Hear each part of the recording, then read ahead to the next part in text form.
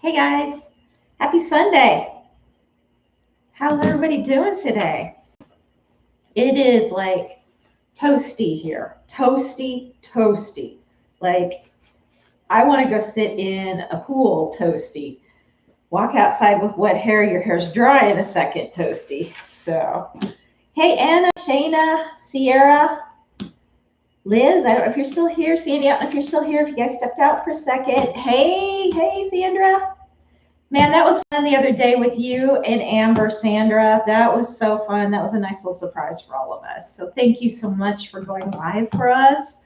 That was what a nice little time I had. I needed that so bad too, right then, just to relax a little bit. So, hey, Narrow. Anybody else? Come on, Lauren. I was thinking about you. And I even went and looked at some of your Instagram photos. How's it going with you? You've probably been really busy. I get it. But I was just like all of a sudden like, I haven't talked to Lauren in a while. Where's she been? Of course, I can't talk. I've been kind of off the planet a little myself. So, you know. Oh, I know. We all love Amber to pieces, Sandra. We love you to pieces too, girl. You're just as awesome. So, but how did the shirt went over well? It was so cute. So cute. Hey, Mary. Hey. Sunday night again, guys. Where does the time go? I can't believe it's Sunday night already. It's like, wow. So yeah, tonight's just gonna be a work with me. But I did find, hey, Joanne. Hey, Mara. Oh, Mary, sorry. I was like, is there a Mara on here? No, it's Mary. Yeah, I'm sure, Lauren, we've all had a wild couple of weeks with school ending and everything starting. And I'm finally home now from traveling. And that was nuts because I was gone for 2 straight weeks. And I was home on the weekends, but it sure didn't feel like it. But yeah, so I did find, for those of you that were watching my quilt alongs, I talked about my grandma's quilt that she had made me. And yeah, sorry, Sandy. I was reading too quick. That was my problem. You had slippery fingers and I was reading too fast. So, but you remember I was telling you guys about that crazy quilt that my grandma made me and I said I would find it. Well, I started cleaning out some closets. Oh, I wanted to do it this whole weekend, but any of you that have some issues with your back, you'll understand. I was doing really great. And then Tuesday morning, all of a sudden, I was just walking around and my back went, oh, no. Oh, no. Those 2 weeks out on site, we're done. We're done. Oh, yeah. And the fact that chiropractor's been gone for 6 weeks, and you haven't had an adjustment in 8? Yeah, no. We're done. So, oh, thanks, Darrow. Thanks. Yeah. Every now and then I try and fight the humidity. So it's doing okay right now, but I won't tell you how much hairspray's in my hair to keep it too. The humidity is like 95% here right now, so I'm surprised I even have anything going on. But anyway, so my back did not let me do the things I wanted to do because I took a 3-day weekend. And so I just kind of, hey, Lottie, I just kind of did what I could do. And so today I was feeling pretty good. And I was like, you know, that closet's not that bad that I really want to tackle. You know, how when you guys move and you move in and you just kind of put things sometimes in places and you're like, well, I'll go back and move it later. Well, I'm 4 years into I need to go back and move it later. So I'm starting to do that. And that closet was one thing where I'm like, if I just got to clean that out because I know there's stuff in there I need. And if I clean that out, then there's stuff out here that needs to go in there that I know of, and I know more will go in because it'll be organized finally, and it'll actually not be one of those where you kind of have to fight it back to close the door kind of thing. So I found the quilt. I knew I would run across it, and I knew it wasn't going to be too far away. Hey, Marissa. So I was like, I got to show you guys this quilt. And it's one of those where it's not this. This is that. I'm going to make a quilt top out of this. But anyway, it was that crazy quilt that I was telling you I had to finish because my grandma didn't finish it.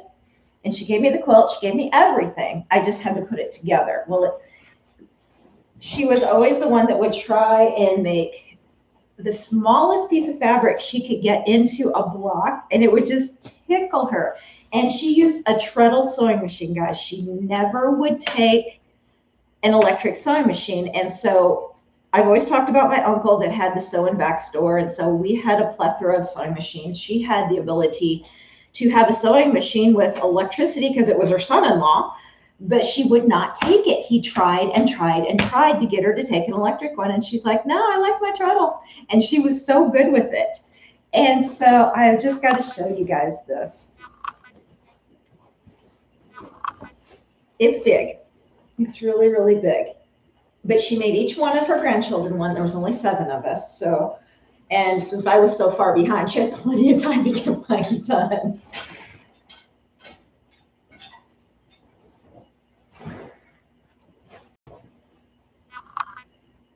So this is what a crazy quilt is. Each block is completely different. And it's been so long since I've looked at this too. This is going to be fun for me to look at, because I will recognize a few of the fabrics, but not too many. It is a total treasure. Look at this. So I want to show you guys, really, if you've never seen what a crazy quilt block looks like. But like, this is a block, and there's a block, and look at this teeny little piece of fabric right here that she got in on the corner right there. Little teeny piece. So anyway, she gave me the yellow sheet, and so I put it together and I finished it off and did everything. So it's complete now.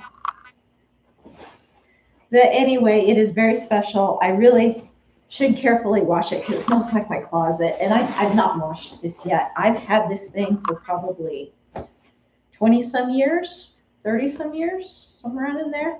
Because she gave it to me when I was very young. And so I know she probably didn't wash it either because it wasn't finished. So, I mean, it doesn't stink. It just smells like fabric that's been in a closet. That's about all it smells like. But yeah, I just, this is one of those where I'll probably just wash it and put it away. Hi, Sarah. Because I would freak if anything happened to this. Just totally freak out. So yeah, there's still some threads even on it. Oh, yeah, I'm having some good memories looking at this right now. Because I didn't open it until I brought it down here to show you guys. And she even put, oh wow, she got a piece of knit fabric in here too. Oh, interesting. I didn't realize that she did that. I thought she stayed with all cotton. I mean, it's cool. Can't even tell, really. I kind of caught it just because I was close enough and I could see it was knit. Yeah, but most of it's just wovens of some kind. Some of them are thicker than others. Like this one has some texture to it, so it's a little thicker. A couple of these others had a really, see, I'm trying to come up with the right words here. Let me find it. Okay, so it's a different type of fabric, so you can actually see the weave. It's really cool. You see the weave on this one? So it's not really like a cotton. It's almost like a linen to some degree. So anyway, yeah, Marissa, my grandmother made this for me when I was very small. So yeah, I just wanted to show you guys because I was talking about it. And I knew you guys probably, some of you maybe knew what I was talking about, but I figured most of you were like, oh, what's a crazy quilt? So, and I was trying to explain it, how she takes a square, a back, so there's a back underneath these, and then she sews the pieces onto the square and then opens it up and sews the next piece on and opens it up and sews the next piece, and then she will go and completely iron it out and trim it up. And that's how you get those little teeny tiny pieces, is because she's not really sewing the piece so little. She's putting them on there, and then when she opens them up and cuts them, they get to be really, really tiny. But a lot of times, if it's really, really small, she won't cut it. She'll wait until she puts them all completely together. Then she'll cut it because she could lose it. But guys, I'm just amazed at how well it matches up in the corners and everything. I mean, she's made some quilts. I was like, wow. But to do that on a treadle, oh my Just wanted to share that with you guys. I'm still looking for that picture that I made of my sister's quilt. I will find that next. That won't be in the closet. So I just got to figure out what file it's on. I know it's on one of my hard drives somewhere, or it's in the cloud or something. So I made that not too long ago, probably about 10 years ago, 8 years ago. Not so terribly long.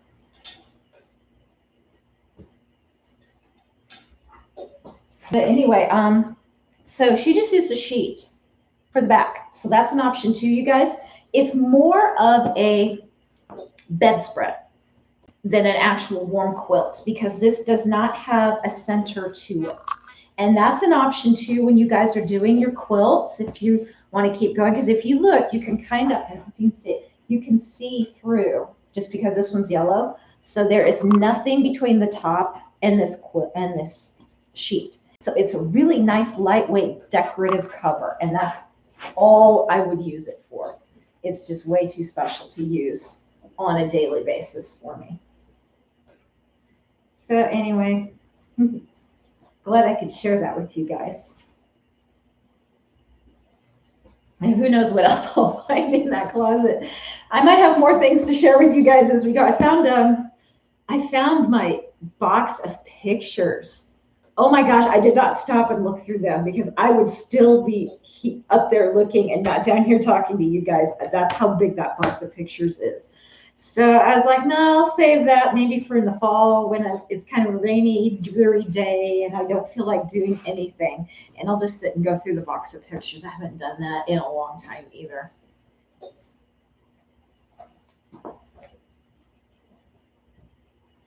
So I was, remember when I did the tie-dye for Pia's blanks? So I know we posted those and I had a little bit of dye left. And so I did, hey Angela, hey Liz.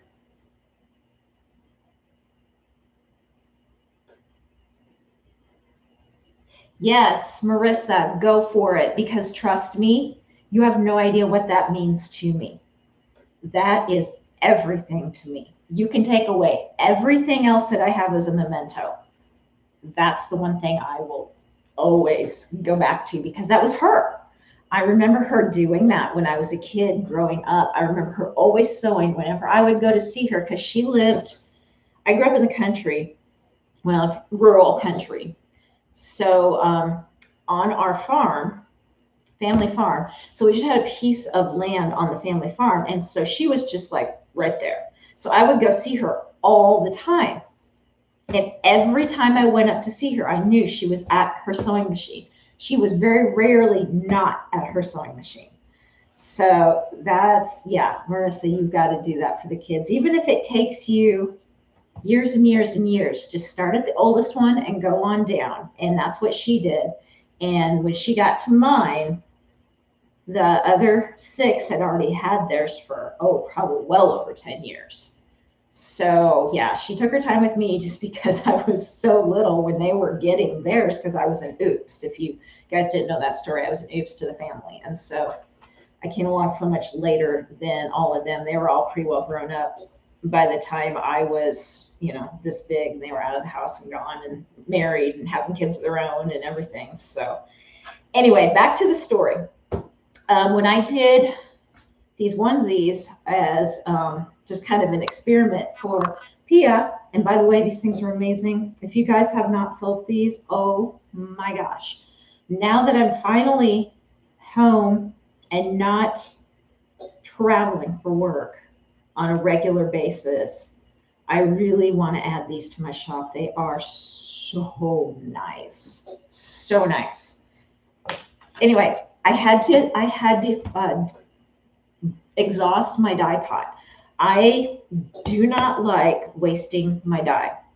And that's a true dyer. We don't like to throw any dye down the drain or outside or wherever you're going to do it. And don't come after me if you have an opinion on that, okay?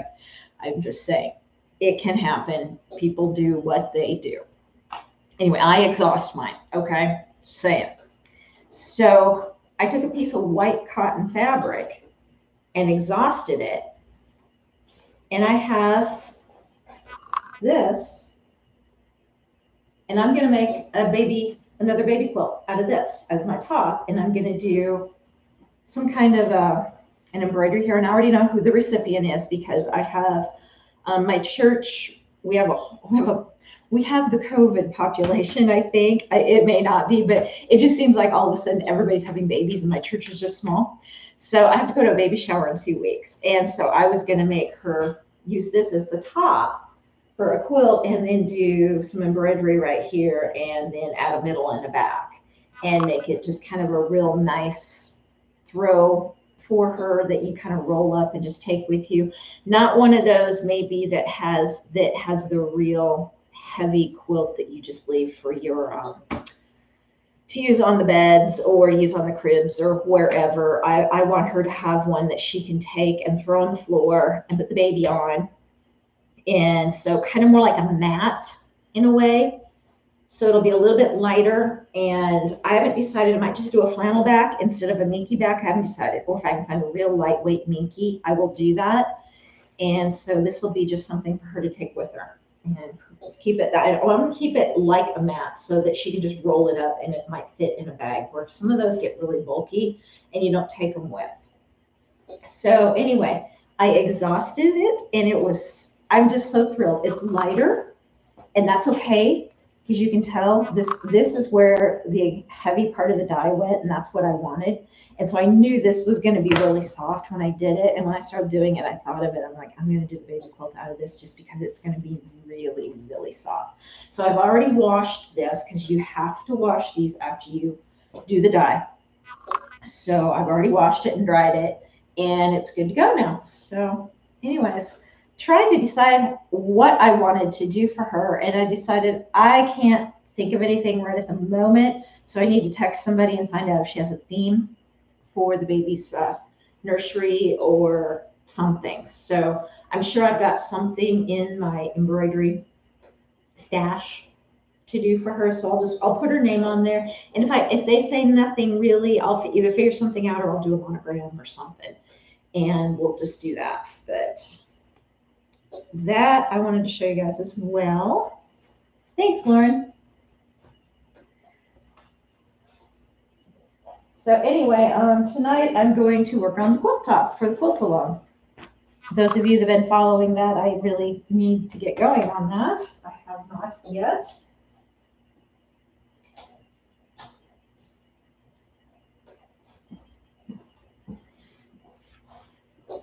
I'm just where I was last time, so I thought, well, this will be a good thing to do while we chat and just kind of catch back up.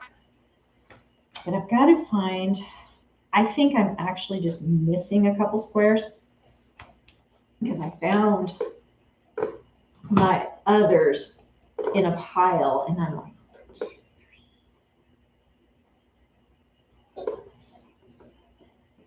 yeah, I'm missing like 2, and that just seems weird. So I've got to find 2. Oh, thanks, Marissa. I got to find 2 pieces of fabric that are kind of this. I got to lay it out and see if it's going to be blue or green, because I did blue, green, blue, green, blue, green. So I got to lay that out first.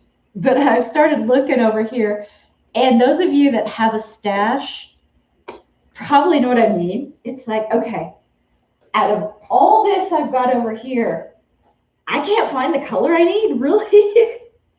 And I've run into that a couple of times recently, and my girlfriend even laughed at me, and she goes, really? In all that you've got, you can't find a color? And I said, come over here and help me find it. She came over, and she's like, you don't have that color. And I was like, I know, it's weird. And I think it's because the color I used quite a bit, and I just ran out, and it was gray. It was a soft gray. And so when I went out and bought a gray, and you guys haven't seen what I'm going to use this on because I've been busy, but I plan on finishing it. Anyway, I'll show you. It was like this. So I go through these soft grays like crazy. I use them just about on everything. But what I was using it for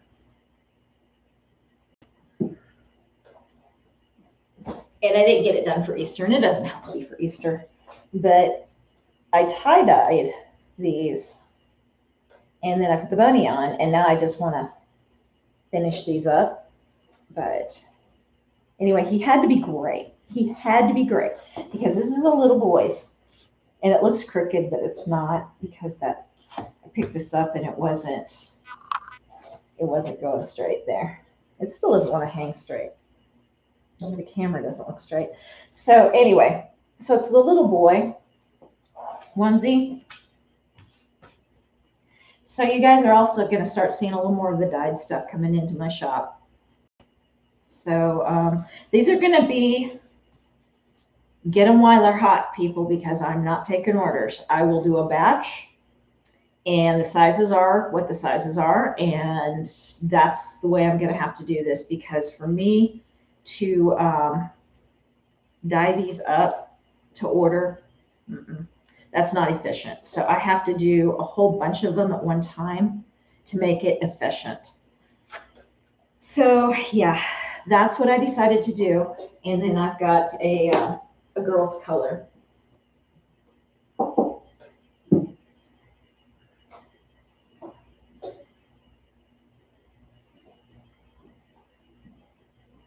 That I did.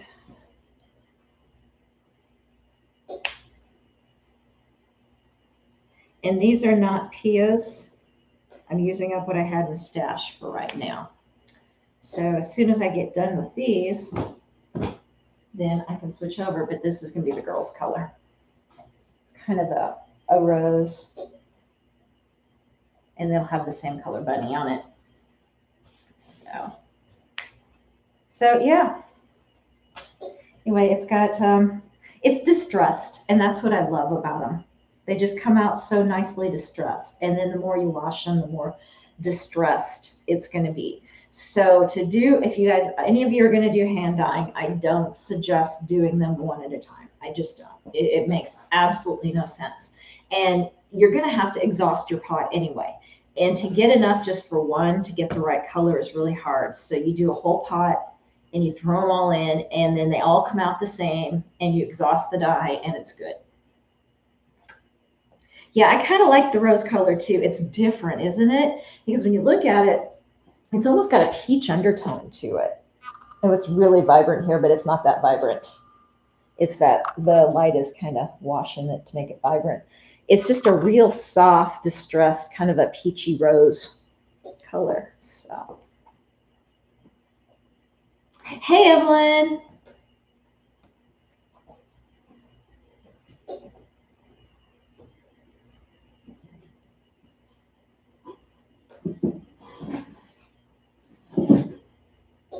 And Shayna, you'll love this one. I was experimenting with this one.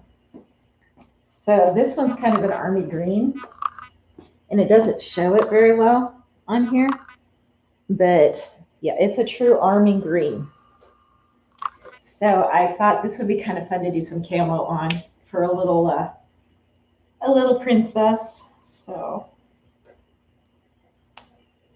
got to use all these up, but all of these are going to just be, they are what they are, people. And if you want a different size, I'm not doing it. It's this size. So, oh yes, Joanne, Minky for bunnies would be sweet. The baby'd probably constantly be touching that bunny.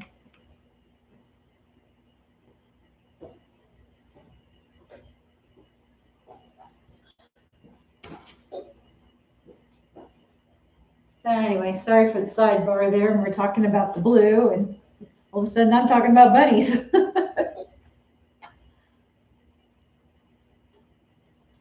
Hey guys, hit the thumbs up as you come in if you don't mind. That really does help me out a lot. I don't want to sound like a salesperson, but all right. So yeah, it did come out navy blue, Shayna. I know. It's probably because it has just enough blue in that green that it kind of just picks up on that blue. So I'm hoping that I can photograph it. That's the next thing, is getting the photographing if it doesn't want to read it correctly. And I may have to pull a few tricks that I've learned how to do with colors that don't photograph well.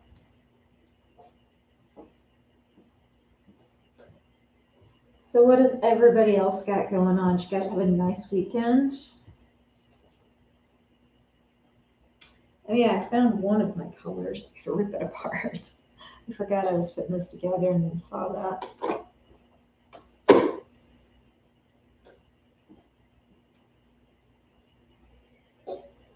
Oh yeah, rearranging, and I can't even remember where I put things.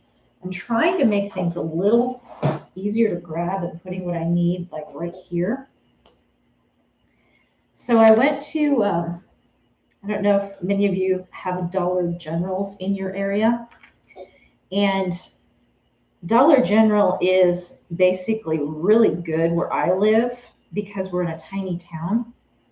And it's not like I'm far from the next town. I'm probably about 20 miles from the next town, from two next towns that have like the Walmarts and all that. But the Dollar General is what we've got up here, and we've got them like about every 4 blocks, I swear. And so they have quite a bit in them. And I went over there the other day just to grab some cat food for my little outdoor goofballs. And they had a clearance aisle where it was 50% off of their green dot, and the green dot was already on the sticker. So it must be something that they already plan ahead when they buy it, because it looked like it was a part of the original sticker. But anyway, I went over there and looked, and if any of you guys have Dollar Generals close to you, that's the only reason I'm saying this. I picked up, these are normally 3 for $1.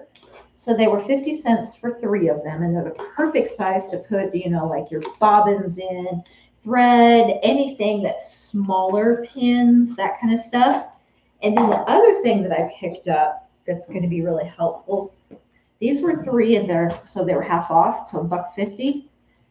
These little baskets, and I can put all of my cut projects, if I have smaller things like those bows that I make, cut a bunch of those, put them in there. That way when I go to sew them, they're all together. I've got all the pieces together. And then my little bibs, the bandana bibs that I'm doing. So as I'm cutting those, I can put them in the next one. And it's just, I was like, that's just a perfect size for that. So just letting you guys know, if you have a Dollar General, run on over there and see if you've got some goodies that I didn't have. Some of my stuff I didn't have much to pick from because it looked like everybody hit it pretty hard. Oh yeah, did you get their wiggles out, Anna? That's hard to do.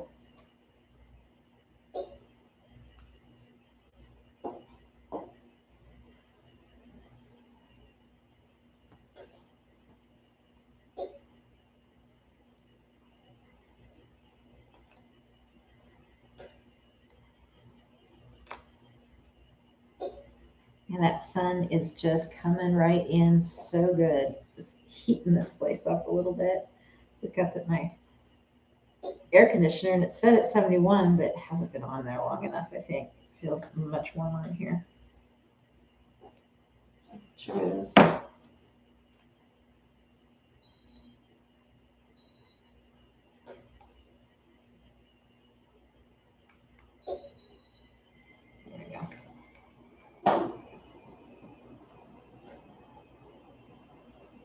That'll help a little bit.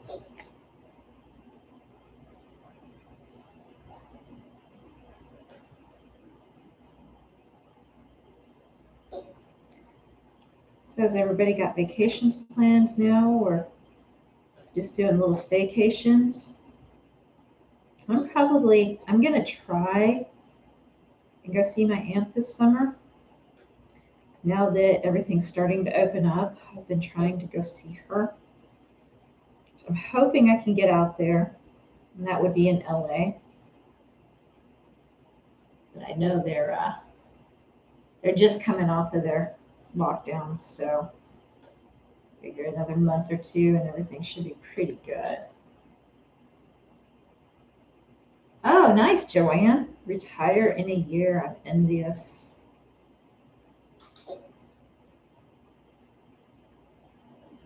So does that mean you're traveling when you retire, or are you just moving to a smaller house?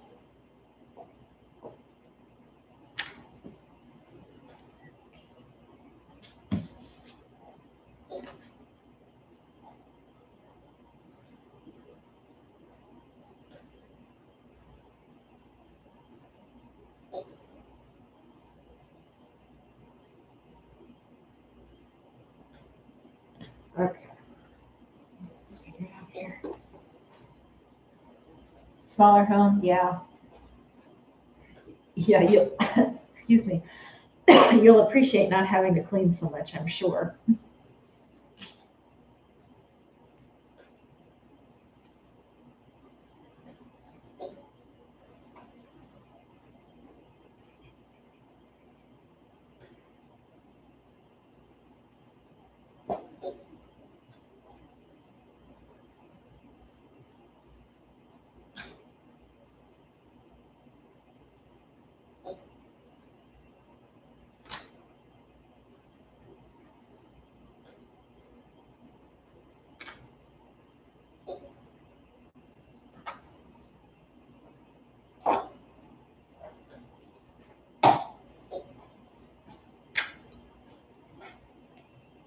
Yes. And the craft room may have to be the same size as the house, right? So if you get those houses that have like, the smaller house in the back, just make sure they're kind of the same size and you'll be good to go. I'm gonna iron this real fast. I'll be right back, guys.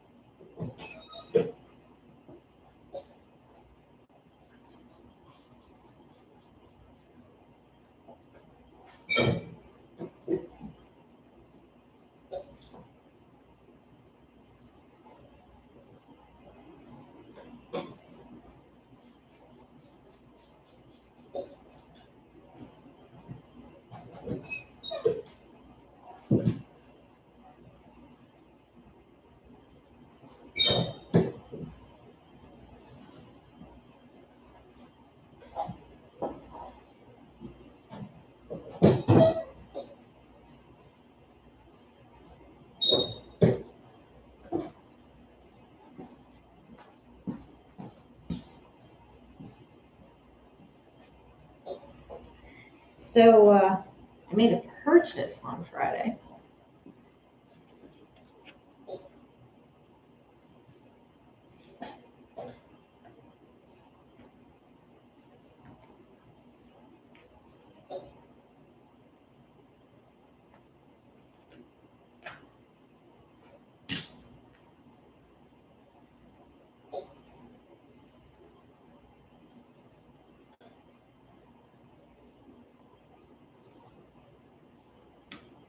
I was wondering who was gonna chime in first. No, actually, Marissa, I have a fairly new car I bought 2 months ago.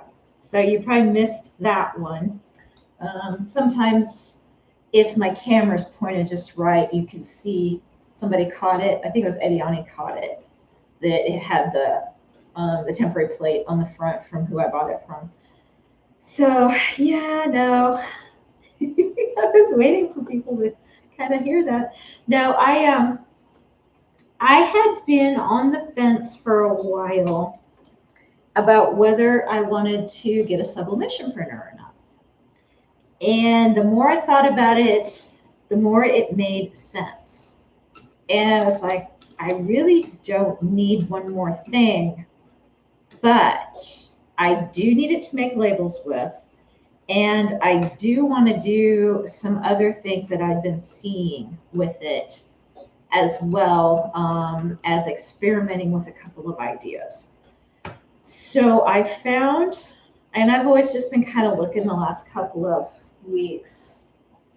You know me, I'm always searching and surfing, and then if I see the right price, then I might hop on it. So I got the Epson Workforce 7710, and I found a website for a local camera store in Ohio that they were back ordered, but the price was really good. And I even called him to make sure that was a valid price, and it was.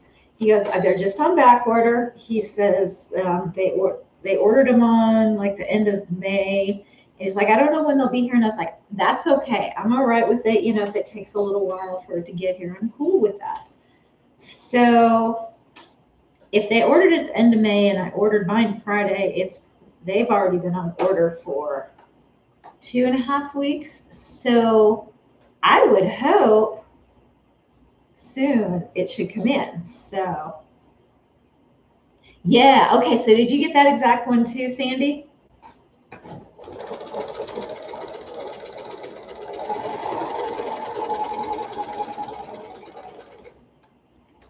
And I also found,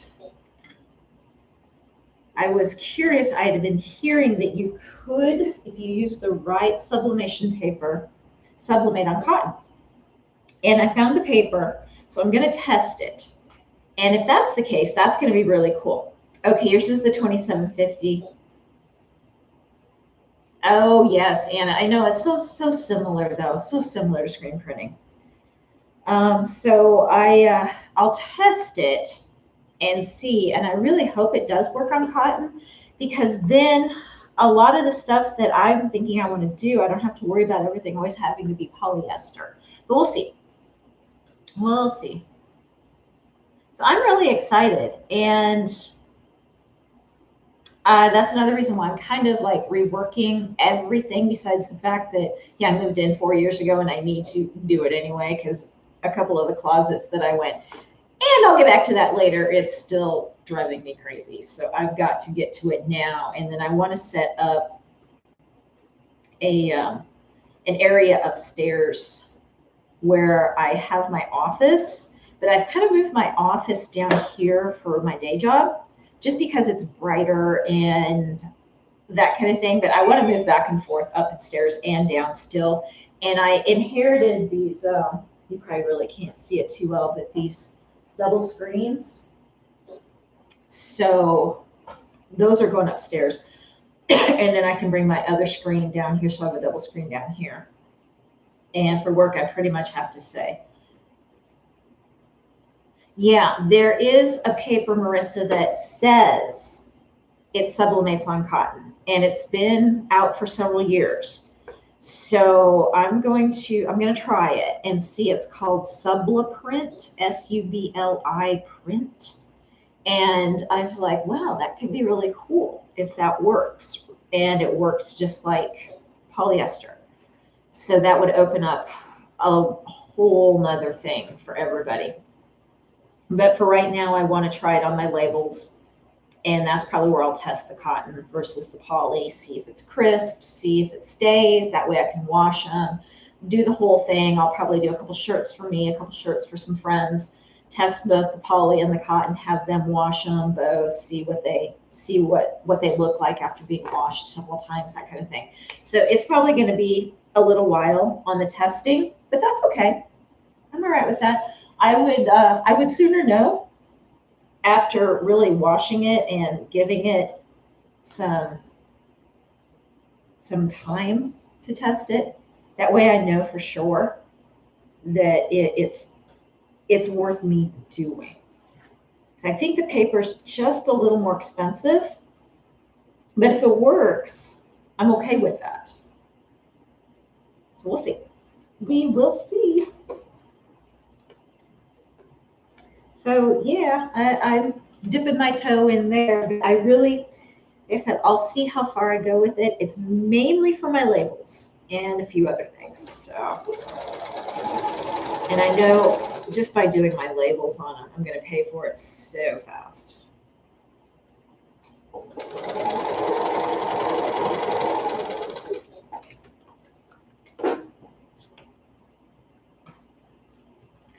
And I also, on Friday, decided I was going to make sure I no longer lose my scissors.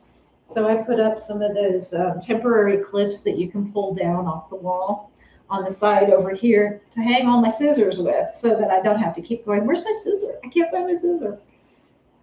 I know you guys are tired of hearing me say that.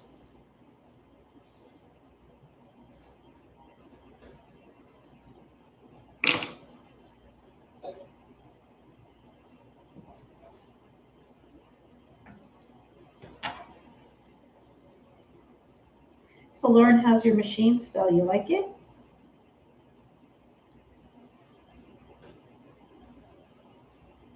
Or have you had much time to work with it, I guess is the actual question.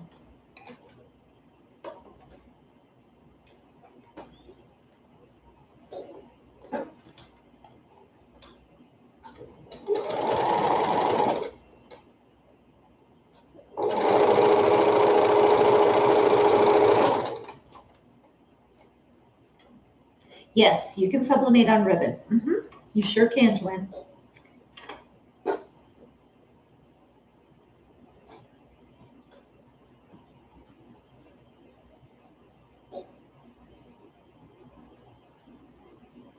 Oh, don't be chicken, Lauren. Bummies, they're not, you'll be fine.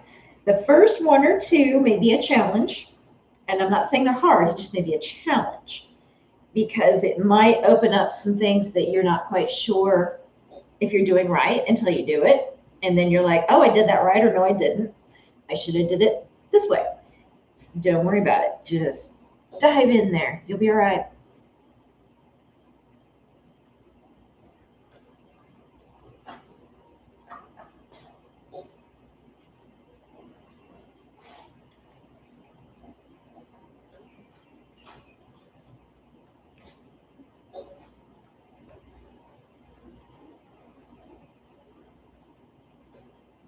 Oh, when I was cleaning out my closet too, I found some other things. So I used to paint on dinnerware. And I would do holiday stuff. So 4th of July, Christmas were the main ones I did. And I found some of those pieces and I totally forgot about it. And I know I told you guys I was planning on branching out and doing Scandeez home. And when I saw those, I was like, that might have to come back here and there. So slowly this other shop of mine is starting to formulate and it's really getting exciting. Hey, Joanna. Yep, that's okay, Lauren. That's how you learn. That's exactly how you learn.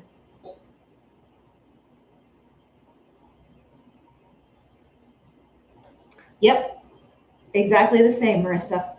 Yeah, exactly the same. I think it's just what it's made out of.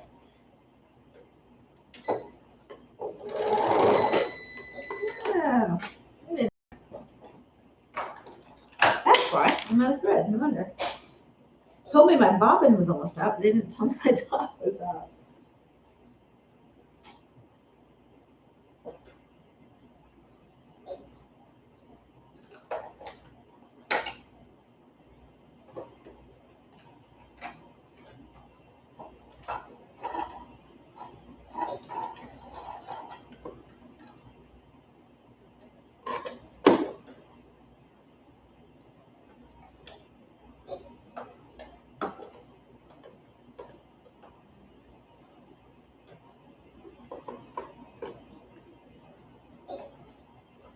So I finally, yesterday, got out for like the first time in a year and a half, and it was so much fun. A friend of mine had an extra ticket to a showing in SA about the Sistine Chapel. And so they had big, big replications of some of the paintings on the cathedral ceilings and stuff. And then they would have cards about that painting right by it. So you could walk through this really beautiful old home. I mean, it's really old home. The home was probably mid 1800s, late 1800s, just gorgeous. The kind that has like all the ornate wood and the inlay in the floor and the creaky steps and the whole bit. And then you go up and then there's another level and you go around, there's some more bedrooms there. And then you go up and there's another level and several bedrooms. And it was just absolutely gorgeous. So I really, really enjoyed that. I put on a dress for like the first time. It felt like it wasn't the first time, but I had bought this dress on sale just to wear. It was a casual dress, but it was white, so you don't wear it all winter. You can, I'm sure, but for me, I don't. And I was like, when I bought it, I was like, oh, I'll wear it the next summer, which was a couple months later. Well, we all know nobody went anywhere that summer. So I was like, okay, well, maybe the summer after. So when they called me at the last minute and said, we've got an extra ticket. Do you want to go? And I was like, yeah. And I'm like, where? Because I wasn't sure exactly where it was at because they said it was at the estate. I'd never heard of it. I can't remember what it's called right now. But something estate. But it was in town, so I knew it wasn't like this really big sprawling thing. It was just a home is what I expected, or something like that, with maybe a couple outbuildings. But it was just a house, just really, really old, ornate, beautiful house. So I was like, I don't know how fancy this is supposed to be. I figured it wasn't going to be, super dressy, but I was like, oh, I'll wear a dress. And most people were like in shorts and stuff, no big deal. But oh, it felt so good to actually, hence why I curled my hair yesterday. So we went back there again today. And it was so fun. And then we went out to eat afterwards. And oh my goodness, we went to this area that I absolutely love going to in SA. It's one of my favorite places. They have great shopping. They have great food. It's all outdoors. Usually a farmer's market's right there. There's always something going on right there. So we went over there and ate, and the food was fabulous. And I came home and I was tired, and it was only like 4 o'clock. So then I took a nap. It was a great day. But oh my goodness, it felt so good to get out. And I'm not one of those that likes to go, go, go. I love to stay at home. Love, love, love being at home. But I don't mind getting out once in a while, and that was really nice. And the day was gorgeous, and yeah, it was good.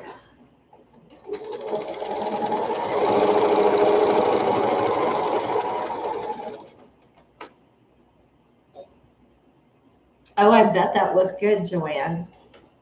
There's another one coming in November. I mean, we always have them here, but it looks like they're starting to come back. And it's the Van Gogh exhibit. And I don't know, I might go to that one. I just might go to that one. That one could be really good. We'll see.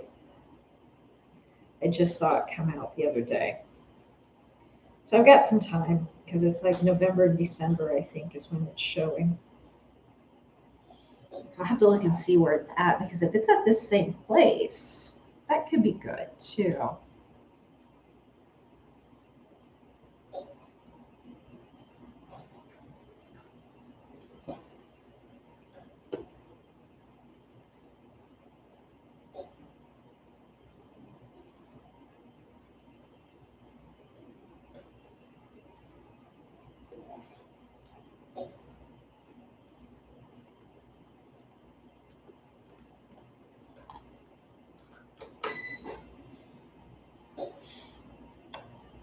So is anybody else working on their quilt along with me that's on here? I know Sarah is. Just curious how you guys are doing. I'm thinking that I'm going to probably do this midweek this next week. So we'll get together again midweek, and that's the only reason I'm asking is I'm thinking maybe Wednesday, maybe. I got to see how far I get on this, because I do need to have this done so we can move on to the next one, which is why I'm working on this right now. But I should be okay. So it'll give me a night or two to get caught up here.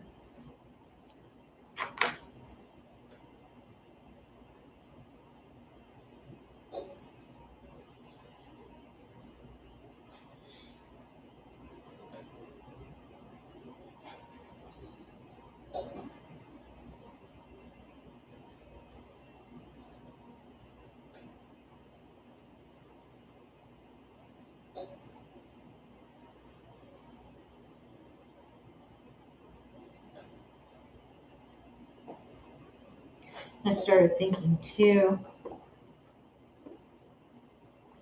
Good question, Shayna.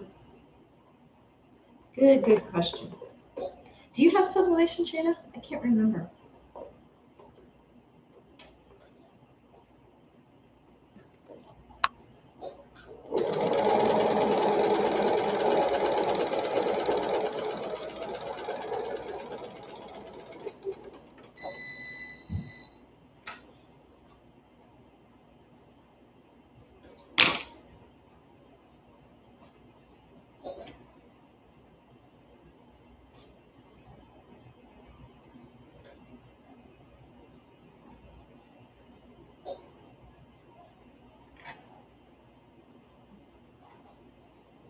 Hey, Faye.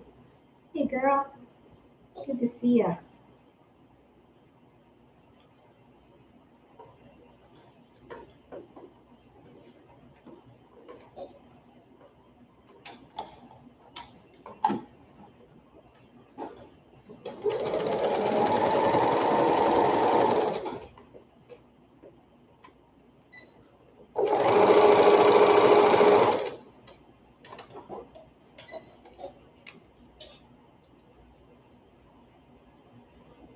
Yeah, yay quilting. I'm trying to get caught up. Yeah, if you're doing the quilt top, Faye, I don't remember if you are.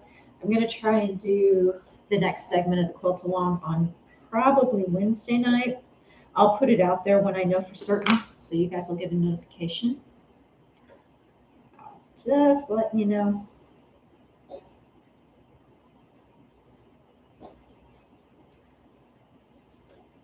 You'll have to go back and rewatch, Faye. I found my grandma's quilt that I was telling everybody about, and I showed it at the beginning. The crazy quilt that she had made me.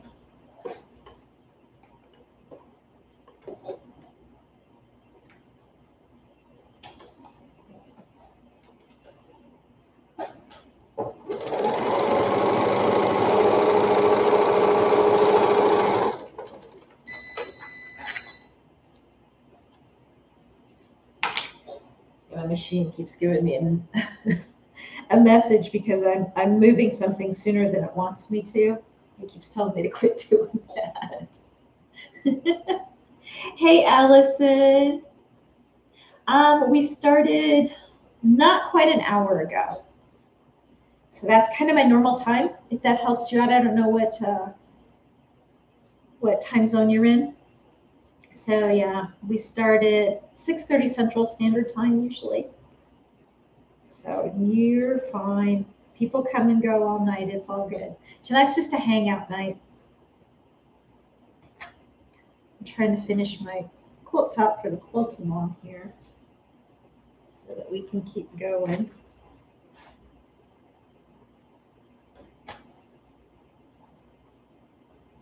Okay, I'm only going to be short one. That's really good. Just one. Okay. So now I got to figure out, hey, Barb, in all that stash.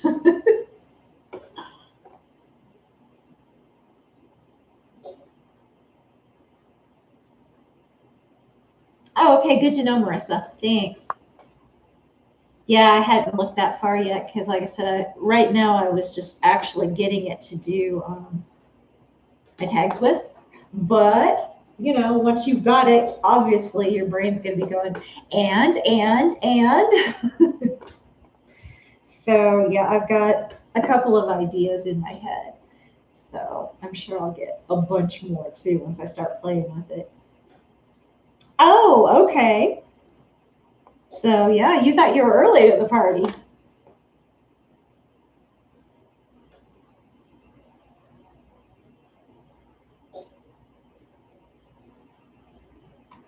Liz, yes? Hey, Liz, okay. If anybody didn't see Liz when she did her little story, that girl's got a voice. I was impressed. I wanted you to keep singing, and I loved the song, girl. Shout out to you on that. So good. Hey, Carolyn. So you need to keep blessing us with that, Liz, please. Your voice is really amazing. especially when you hit that one note at the end and then you stopped and made fun of yourself. It really wasn't that bad. No, seriously, Liz. Nope. I'm not going to stop because it's the truth, girl.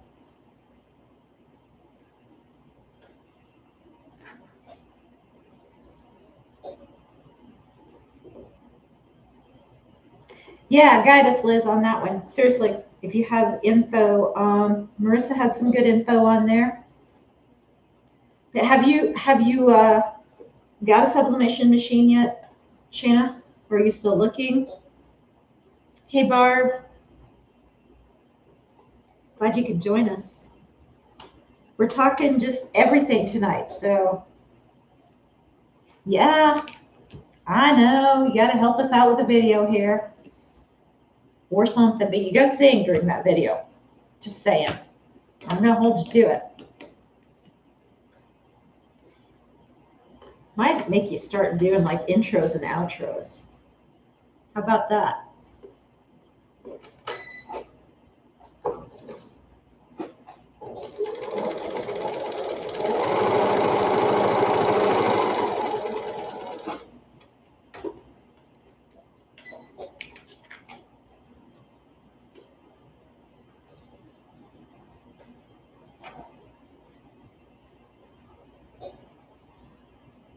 And I'm doing this the hard way, guys, because I should be chain piecing, but I'm trying to talk at the same time. Do it. Yeah, I totally am there with you on that. I totally think you should. You have a talent, girl, and I want to hear more. I really do. Even if I just have to call you and you sing to me, okay? I know, Liz. You gotta get, if it's not up, you gotta somehow put it back up, or you gotta.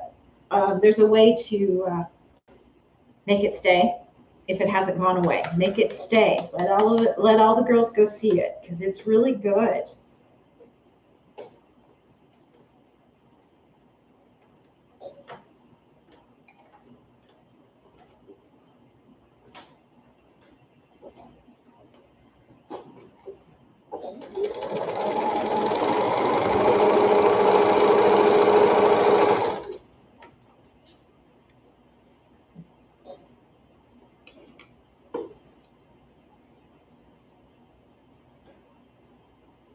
Oh, cool.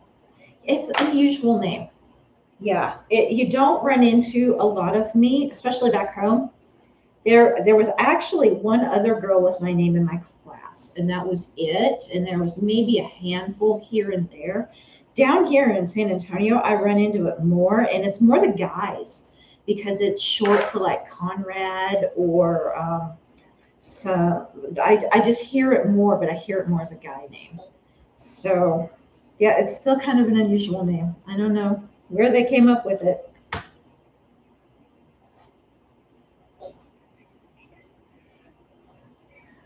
All right, now I've just got to find one more, guys, one more.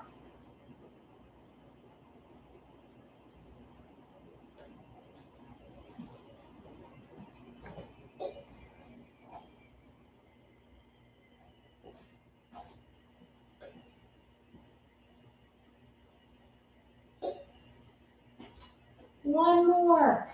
In all of this, you would think I should be able to come up with something. Pray and keep coming up with that same one that's not quite it. Ooh, this might like. There we go.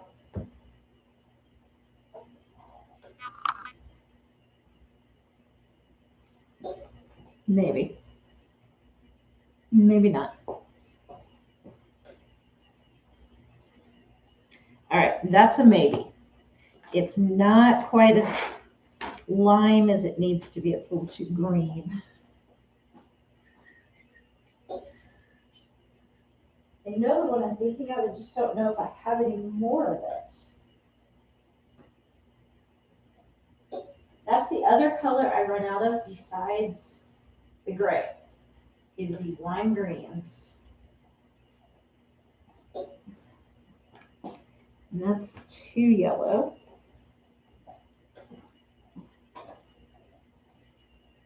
So I just need to figure out a shopping spree to just buy those two colors only.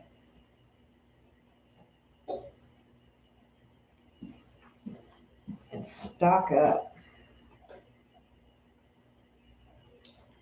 I forgot to pick up on that. It's in there, but it's not real big. Okay, so let's talk sublimation, guys. Shayna and I are trying to get it going. Who else is out there that does it? We need some pointers.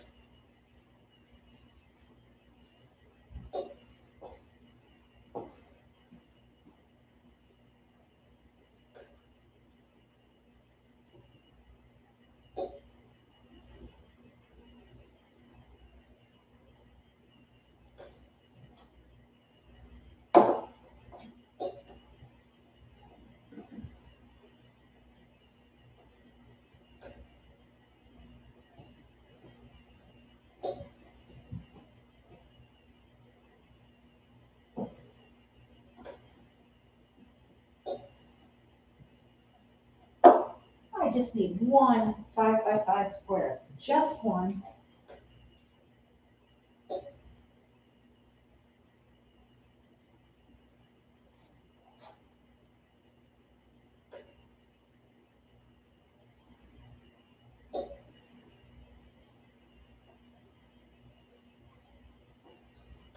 Why do I have a bad feeling I'm not going to find one?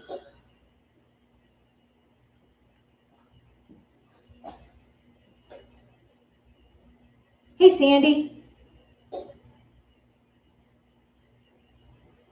Yeah, I don't blame you, Sandy.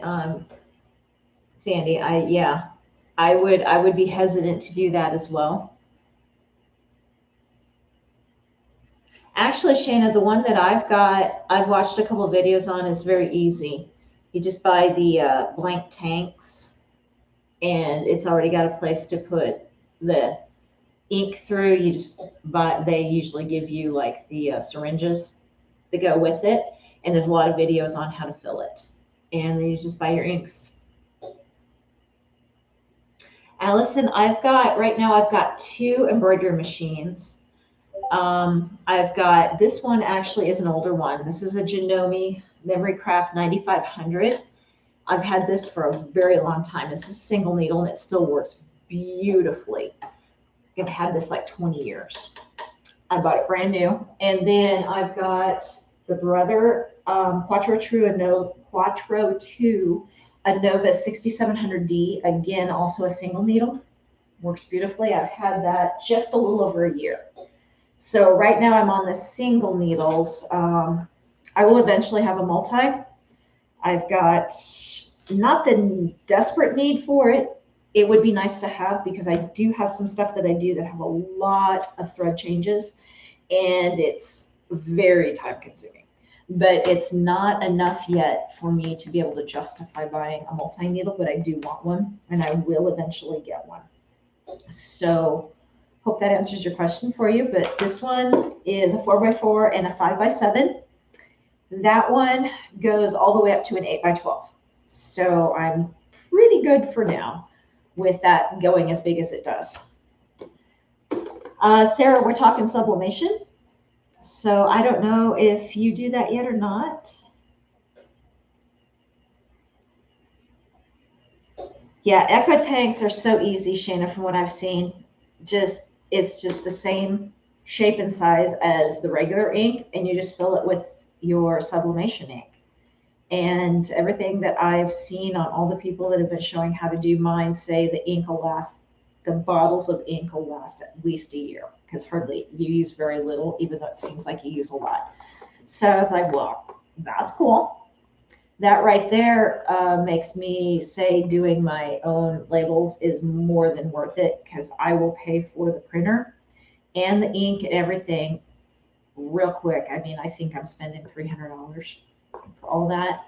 So it's not going to take me long to pay for all of my labels because you can spend $300 on labels just like that. So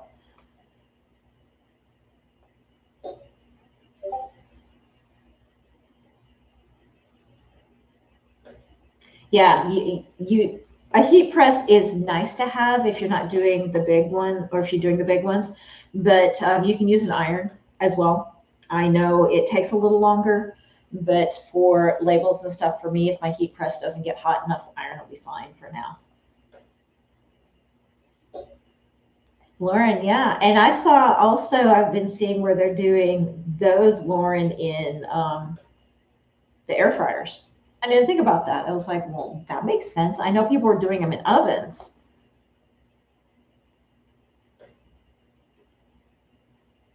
Yeah, Margaret, I know. I'm excited to try that. I mean, I was like, yeah, polyester's great and all, but I work on a lot of cotton. And then when I saw that, I was like, I might be okay. So I'm reserving my excitement because I don't want to get disappointed. So I'm hoping it works. Yeah, but it's not HTV, Sarah. It's sublimation. So it's more using the iron to get it to turn to the gas.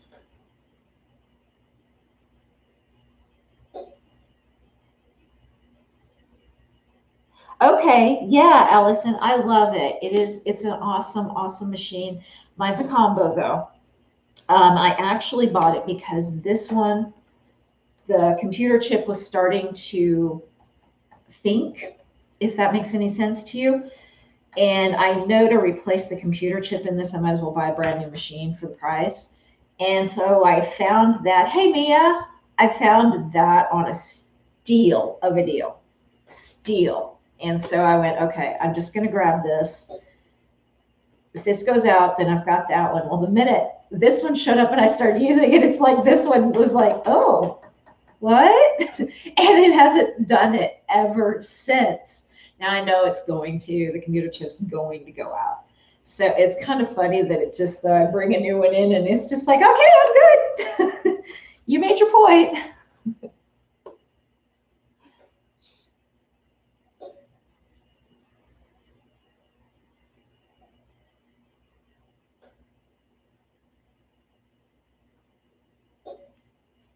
So there's a paper, Sarah, that I was reading. It's called Subla Print, and it's made to sublimate on cotton. So I'm going to try it and see. I know there's camps out there that says, no, ain't going to happen, doesn't work. The physics in it, no way, ain't going to work. So I'm just curious. I'm going to try. We'll see. We'll see what happens. Yeah, my the one that I've got, Marissa, does print 13 by 19, and that was kind of why I settled on that one, because it does go all the way up to that size. So I thought, well, that's as close as I'm going to get to being one of the big continuous plotters, and those plotters were so expensive. So I was like, this will work. This will work just fine. So we'll see. We'll see. We'll see. I'm really excited. If that cotton works, I'm going to just be thrilled. Aw, don't be, Liz. You know, even if it's tiny, you have one, and there's ways to make it work, okay? And that's kind of what all the embroidery machines are about too, you know, just you have only certain sizes and you figure out ways to make it work. So get you down the road until you can afford to get the one you want or to move up or something. Trying a spray. No, there's an actual paper, Liz. It's called Subla, Subli print, and it says it's for cotton, 100% cotton. So I'm going to try. A lot of people, the reviews I've been reading, it's been out there for a couple of years, so it's not like it's brand new. And the reviews I've been reading from the people that have used it like it, and they say it works. So I'm curious if it stands the wash test and the wash many times test. So that's what I want to do. I don't know about the Easy Sublim. It might be. It might be. I haven't seen that one. I was just Googling it the other day before I bought my printer, just curiosity. And I ran across that one. So I'll have to look at that. Let me see what that one says.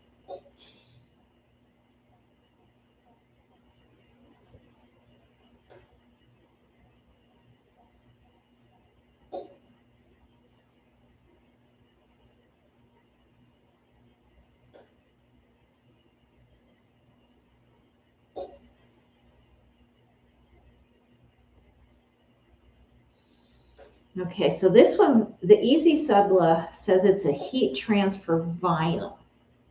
I don't know if that's the same as the Subla print. It might be. I don't know.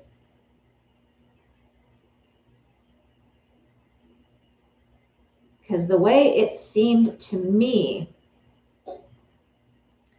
is that this was actually just like if you were using a sublimation paper for the polyester, only this is the sublimation paper for the cotton. So yeah, because this looks like, because this one actually, Easy Subla says it applies to cotton, polyester, and polycotton blends. So to me, it kind of seems like maybe it's going to have a film, a little bit of a film to it. And that might be how they get through that. But this is good to know too, because if I have the blends, then neither one of these two are going to work, and I'm probably going to have to use this. So thank you for that too. That's good. That's real good.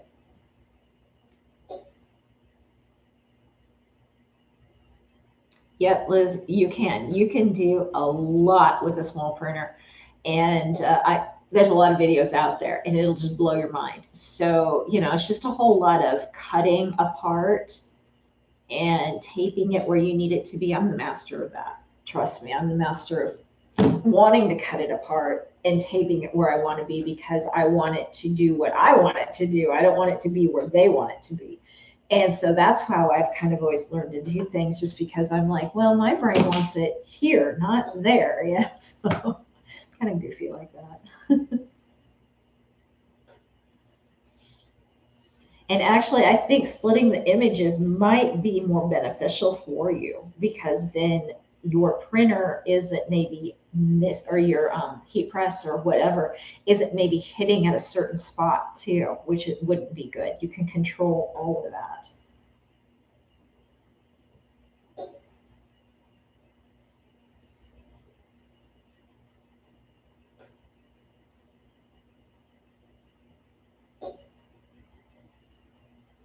Go big or go home. Oh, I agree.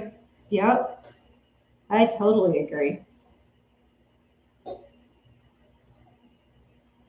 Yeah, I've seen that spray, Marissa, and to me, just from with my dye background, the spray worries me. I don't know that a spray, in my mind, I can see that it being something that grabs the ink and goes into the fibers the way I would think it would need to do the way with paper. I could be wrong, but my brain isn't wrapping around it, and I'm a little nervous to even try that. Oh, I bet she is, Sandy. I have no doubt about that. Liz is a talented girl.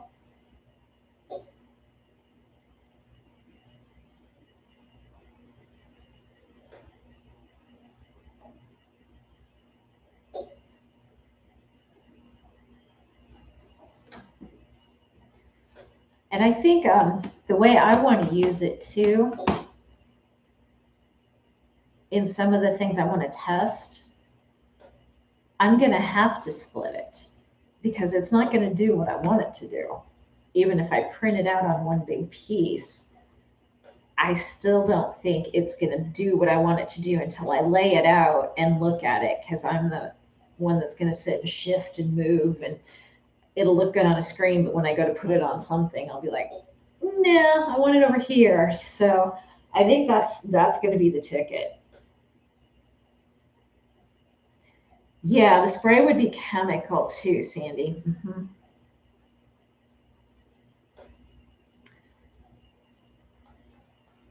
All right, back to the green. Green, green, green.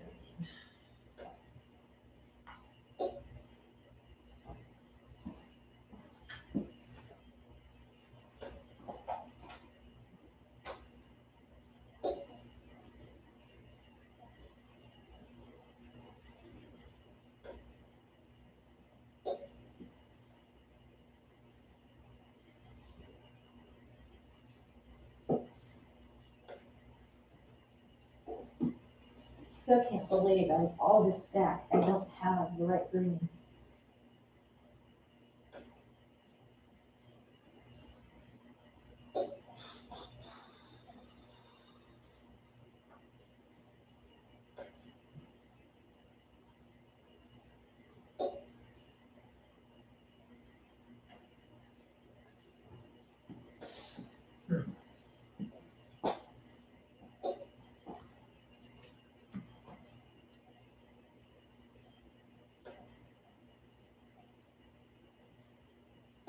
Yeah, I would think that too as well, Marissa. Too much work, and I'd be afraid that what if it didn't come out at the right amount, or you didn't get the right amount in a certain area and you didn't know it, and then it started coming off like 3 or 4 washes later where the rest of it doesn't, just little stuff like that plays through my brain that I'm like, I don't know about that. I'm one of those that I want to be able to know that it's there.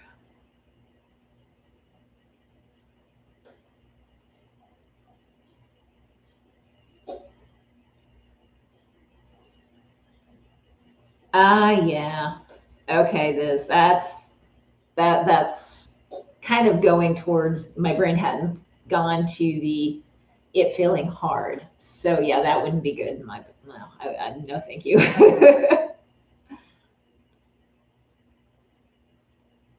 Hey, Ediani. Hey, hey. Are you at work tonight? I miss you too, girl. Yeah, crunchy. No, no crunchy shirts for me. Nope, nope. Thanks, Angela. Yeah, please hit the like button, guys. Oh, good. All right. I figured you probably were from the way you were talking. Well, I'm glad you stopped by real quick. Is it going good? You feeling okay? Let me throw a million more questions at you real quick.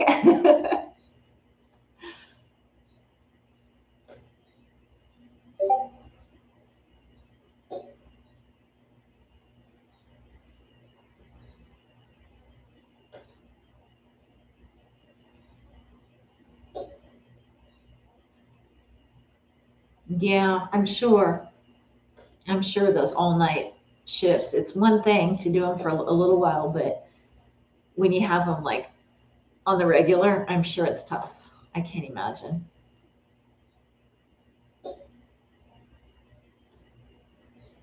Yeah, the one I was watching, Marissa, today, I think was using Silhouette for theirs. Mhm. I think you can pretty much use a lot of softwares. Okay, Ediani, thanks for stopping. Hey, you have a good night at work, okay? Hope you're feeling good.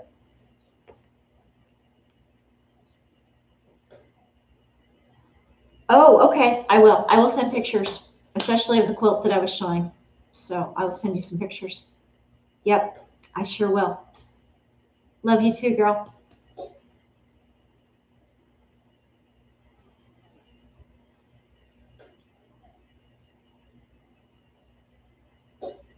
Yeah, that's what I was thinking, Liz. Any program should work. So long as you can print from that program and then it prints the file that you're trying to print. That's really, I think, all that matters. So to me, it doesn't necessarily need to be a specific file type to go onto the paper. It's the fact that you have to have the right program to read that file type that you're using to be able to print, as long as it'll print from it. Yep, that's just it. And so you could use Adobe or any PDF printer or go into Paint or any of those, just so long as it's the right size and it prints out that file that you've got. So that's what I was thinking too. I've got a lot of programs that I picked up over the years that are free programs. So I will probably mess around with some of those. I kind of wonder, and this is my brain just kind of thinking, if we can't maybe print from some of our embroidery programs too. Just thinking. And then that way you could use your fonts from your embroidery programs. So possibilities. Yeah, I use Inkscape and GIMP. I've been using those for years, Liz. Yeah, I love GIMP. GIMP's like, for those that you don't know, GIMP is the free version of Photoshop. And then Inkscape is the free version of, oh, not really Illustrator. It's a vector program, but it's not hard to use if you're doing just this kind of stuff. Yeah, Illustrator, but kind of not. Not necessarily PNGs, Shayna. GIMP will take anything, including a PDF. You just have to import it. Inkscape will take just about anything to open up, to print out. Usually it prints out as an SVG or a couple of other file types. It's limited in the type of files that it'll print out as, but it's kind of one of those. I also use GIMP a lot of times to open up a file, to change it to another file, to keep my vectoring, to keep everything the way it is. Because sometimes when you go into some of these other programs that do it, it'll take the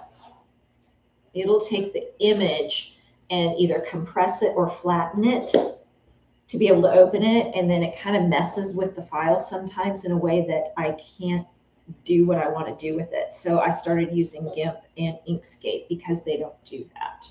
And they'll ask you if you want to do it. If it's wanting to do it, it just doesn't go ahead and do it. Hey, Bernadette, how are you?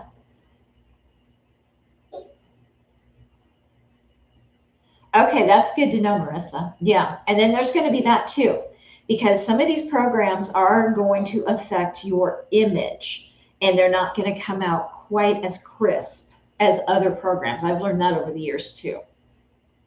So yeah, that's you might want to test some of these and not necessarily print on sublimation at the time, but print it out and just look at the two. Just literally print it out on a piece of paper and see if there is a difference. And if there isn't, then it probably doesn't matter, but you may notice one might be just a touch sharper.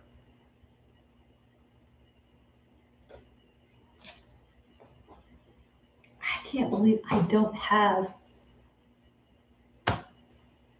enough of this hot lime over here. One piece. I just need one 5x5 piece.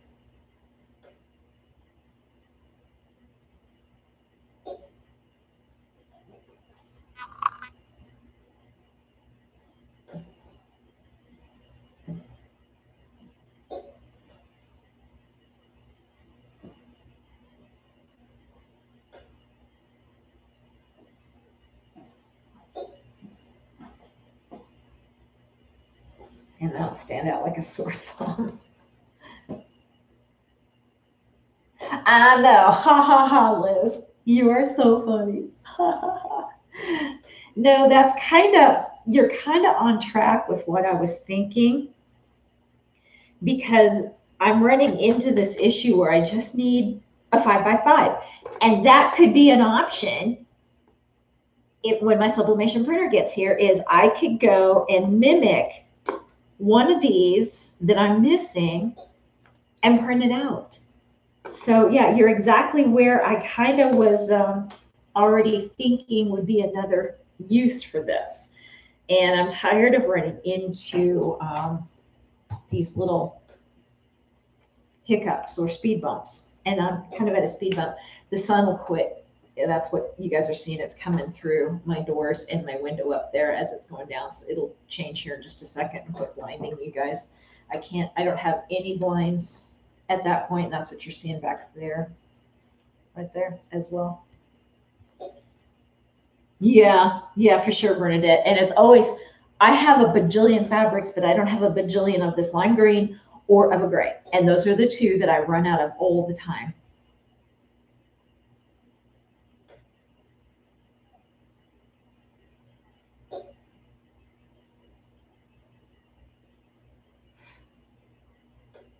Yeah, Liz, exactly. No, I made it. I made it. I'd probably do something really simple because a lot of this stuff, like this one, is kind of the one that I'm trying to find something. So it's got a lot of white in it and it's going to go right here. So it's got to be a light with a white.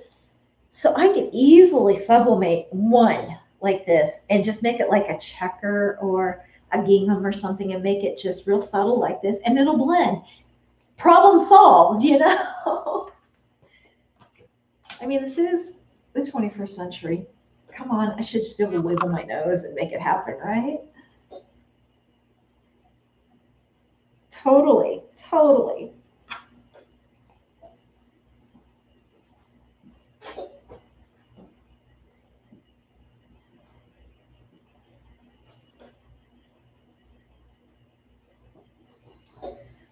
Oh, this is just so disappointing. I cannot believe this. Okay, I'm deep diving here, guys. Deep diving. Let's see what we got back here in the trenches.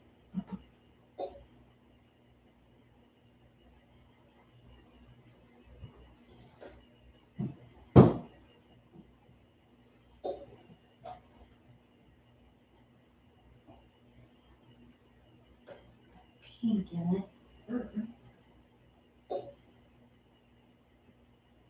Hmm.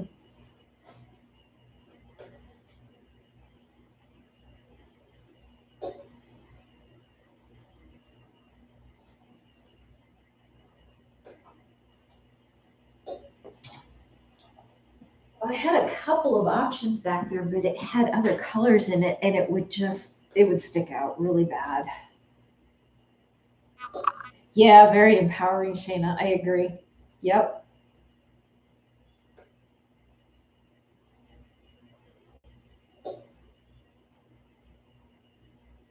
Is it really, Bernadette? Seriously? How did we not know that? Oh my gosh. Well, happy National Sewing Machine Day to you guys too. That's pretty cool. Oh, I can't wait for that sun to go. It's almost blinding me worse than probably you guys. Let's do this.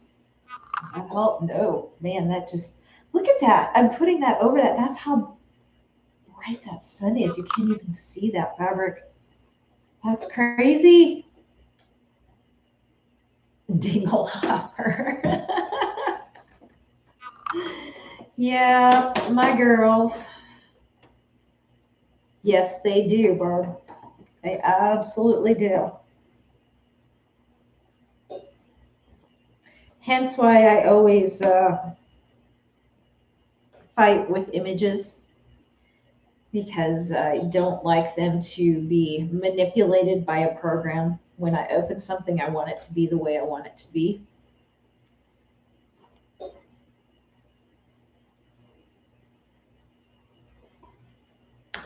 Meow. Okay, I'm going to do my solids then. This one could be, I can't believe I may have to go get a fat quarter just for that.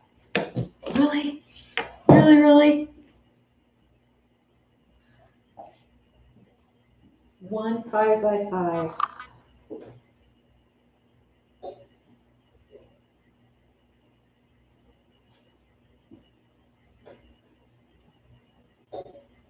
What do you think, Bear Bear? What do you think?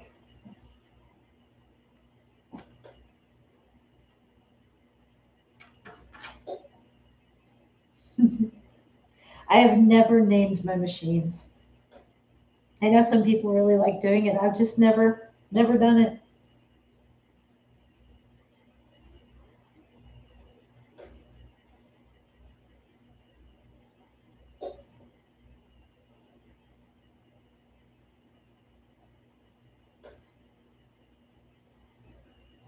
Oh yeah, Marissa, absolutely. Yeah, you gotta let go and just play with the stuff. That's half the fun of it, is just playing around and learning it that way. And if you get too serious about it too quickly, I think it can get a little stressful, and that's not what we're supposed to be doing. We're supposed to be having fun. So I figure I'll just play around with labels and shirts for me, and you never know, Bear might get a shirt, the dog may get a shirt. You know, Bear's gonna be looking at me like, you put that on me, girl? No.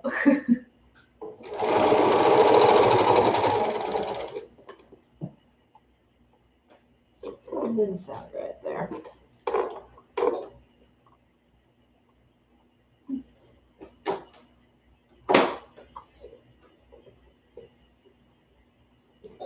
Oh, no, Shayna, that Glowforge, I've been looking at that thing for years.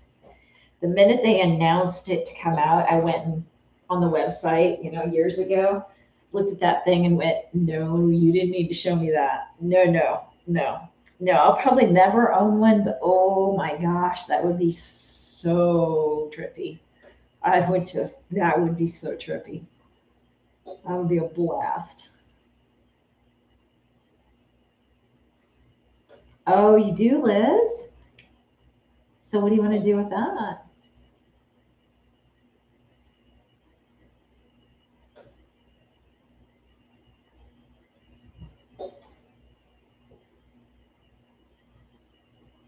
Oh, Barb, you've got a fun workplace.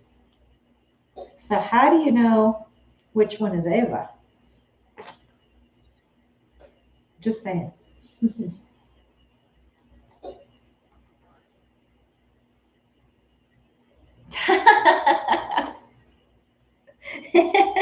Kind of like me in the Glowforge.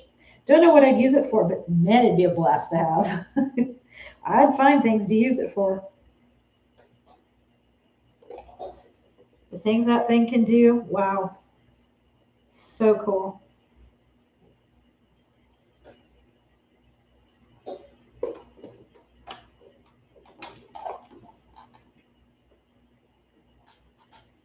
Just stare at it.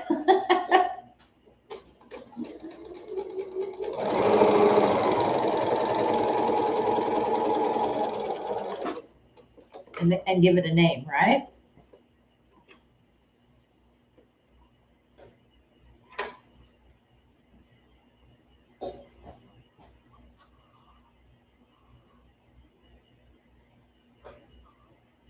Yeah, that would be a blast.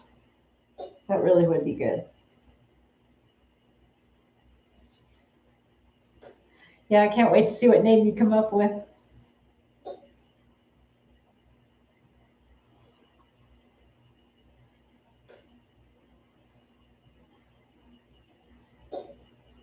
So, does anybody use the air fryer for their tumblers or anything? I would think it should work because it's hot. Makes sense to me. You just set it in. How can it be different than an oven, really? Maybe not as much time as it would take as an oven.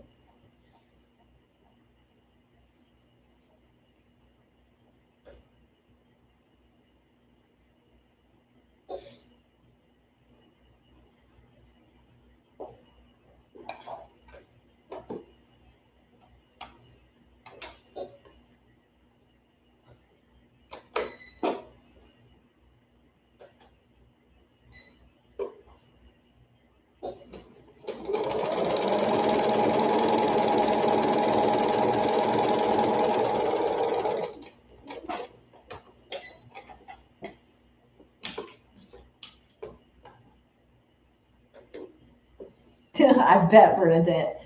Yeah, I think I've got one of those too, only mine's just in my head. I never seem to forget that wish list.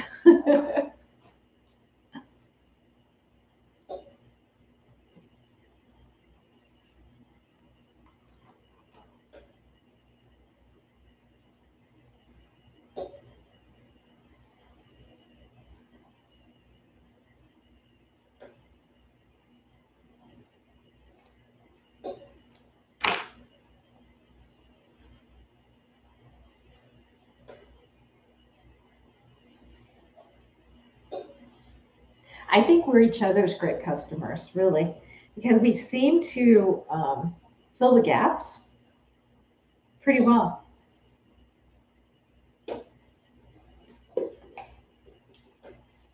Slowly running out of bobbin thread here. I'm going to play bobbin chicken. We'll see. This girl doesn't like it when I try and play bobbin chicken. She yells at me, so we'll see.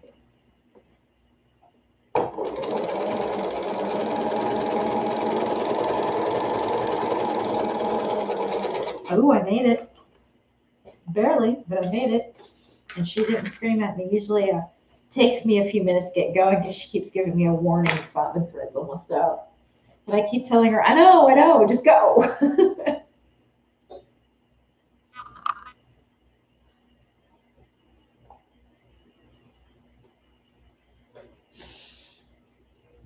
So Liz, here's the thing. I have an older vinyl cutter that I bought long before the crickets and the silhouettes really existed. So I bought this probably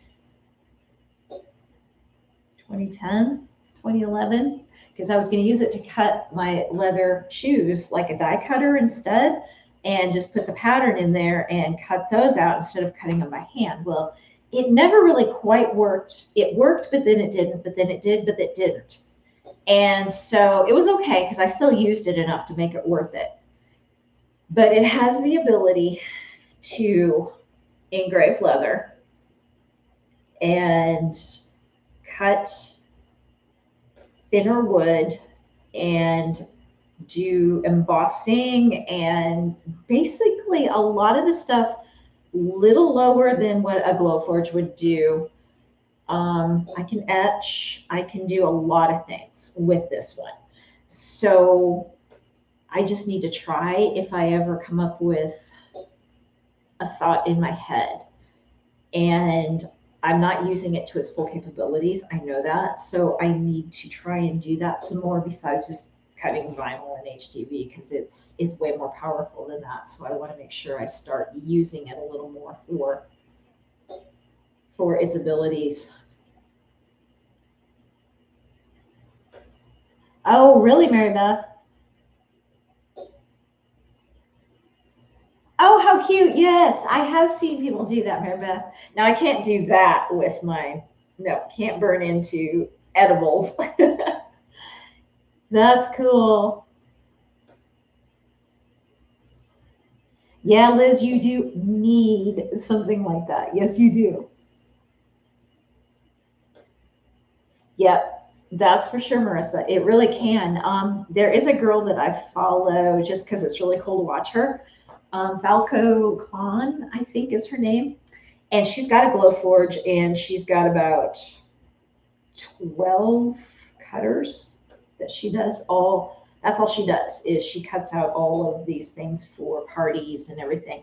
And she uses the Glowforge to make like the bottom part of the cake topper. So the part you put in the cake, and she'll etch in that. She also does, I think she does drink stirrers and stuff like that. I think her name's Falco Klon. Let me look. It's just fun to watch her. She does a lot of stories, and maybe some of you know who. I'm looking it up so I can spell it for you, Sarah. She's just fun to watch. This girl has quite the setup. It is so cool. Let me see if I can find her here. Yeah, I was saying it right. Okay, so her Instagram is Falco Klon. FalcoClan. And I'll put it up here so you guys can see it.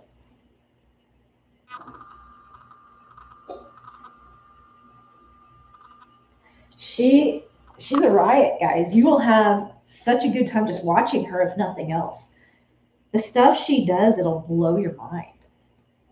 And then she's got like this wall of cutters. and she does videos showing her using them, and she'll speed them up, and so all you do is you see her just reach, put them back up, reach, and put them back up, and she does them at like, quick speed just to get through like a full day. So she'll tape like half a day or a full day and then speed it up so it's like in a minute or two. It's so funny. Hi, Bear Bear. Hi, buddy. I know you got to make your cameo appearance. Come here, bud. Come here. Hi, I know. You weren't expecting that. I'm sorry. Did that scare you? Huh? You're okay. Yeah, I know, Liz. Isn't that the truth? She's got a daughter who is, I think, maybe 10th grade, somewhere in there, 9th grade. And she helps her once in a while. But her daughter doesn't like being on the videos. He was, Sandy, I know. Plus, I hadn't paid any attention to him yet today. I came down right before we got started, and I haven't been down here with him yet. So he's like, hello, don't forget about the cat.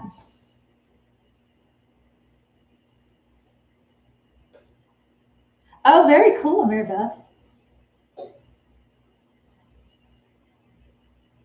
Yeah, Liz, I think you're going to get a real kick out of her. She's got some really good ideas, too. Oh, Sandra Perez follows her, so she knows about her.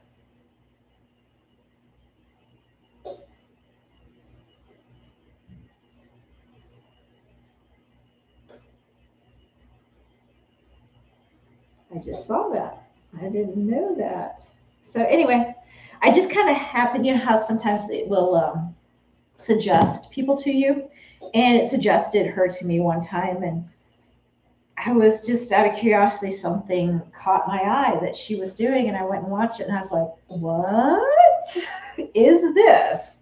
And it was so fun. I sat and watched her for like a half an hour, and I was like, okay, I gotta quit. This is just too mesmerizing. Yeah, Bear Bear's down here now just rubbing my ankles. He loves to stand right at my feet, and I'm used to it now, thankfully. I've tripped over him how many times. But he'll stand like right behind me and then rub and just rub and rub and rub. And that's all he wants to do is come over and just rub on me or just lean against me.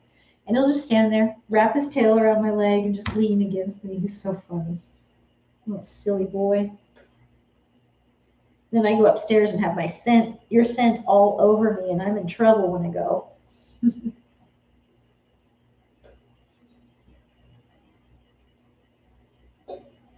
Oh, I don't have the lights on. That might help. Let me do that, and maybe that'll counteract that sun. I didn't realize I didn't have the lights on.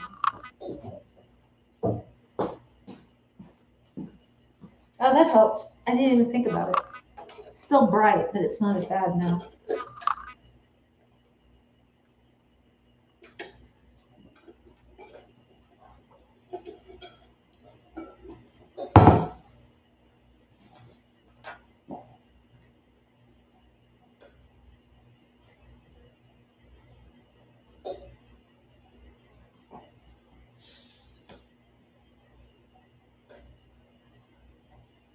Yeah.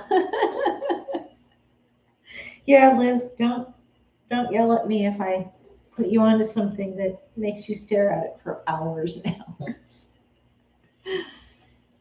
And hear you muttering under your breath at me. It's all my fault. It's my fault.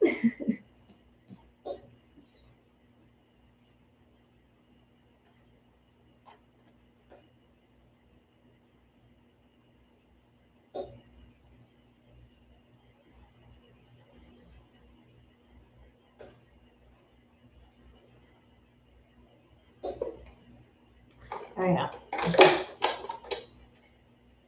think I did really good. That's all I had left for my bobbin thread.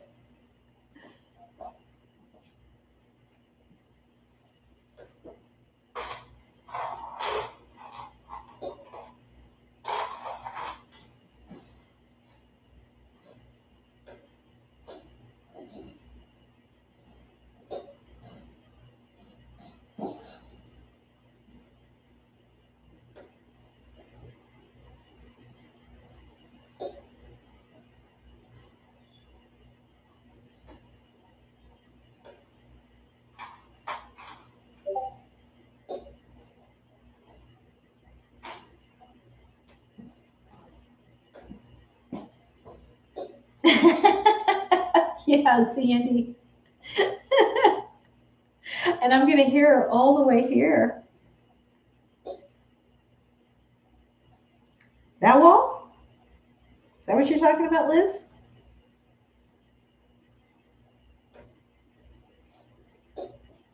Are you talking about her? Are you looking at her stuff already?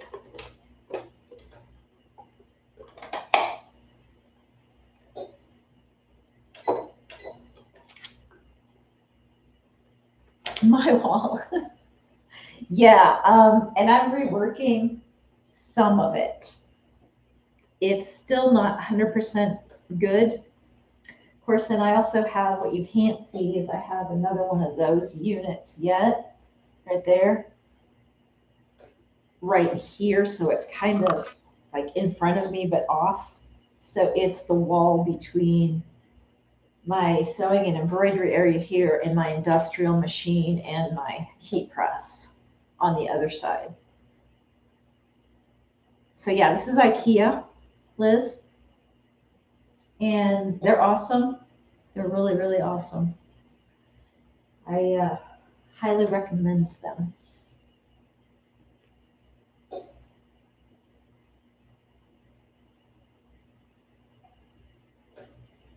The part that I like too, Liz, is you see all the squares that have like the dividers in them. And so there's some that have 4 and some that have 9. Those inserts you buy. And yeah, you buy, that's the bad thing. But you buy because you get the ones you want, and you can put them in any one of those that you want. So it's really cool. And actually, the one that's 4, it's not like an insert like that. It's a square and a square. So if you look at it, it looks like 4, but it's really, so I do this, like a square and a square together. So they're cat-a-corner from each other. So they're like that. And it's nice because then you can flip it or put it wherever you want. Any of them you put wherever you want. And so you can run them all the way down or all the way across or whatever.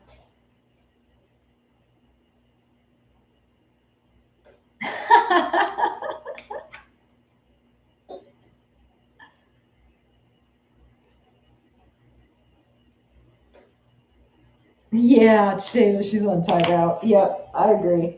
Put her on timeout.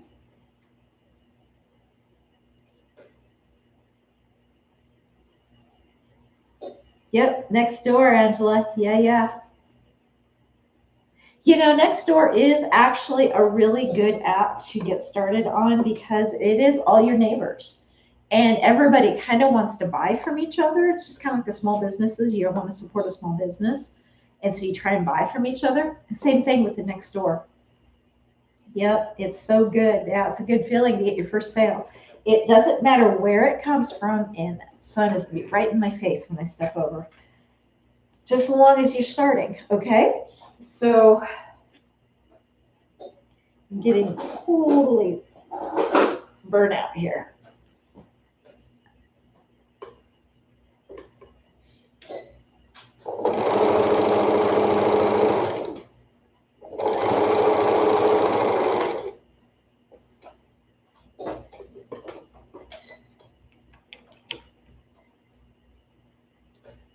So I guess the Wednesday sew along for the quilt is going to be dependent on me getting one more 5x5 of this somehow.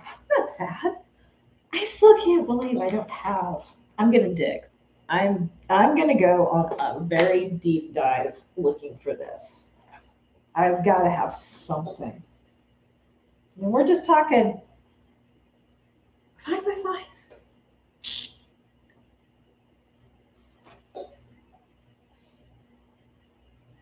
Yeah, I know, Sandy. I was trying to do the because it's bad, and like 5 more minutes, it'll be down.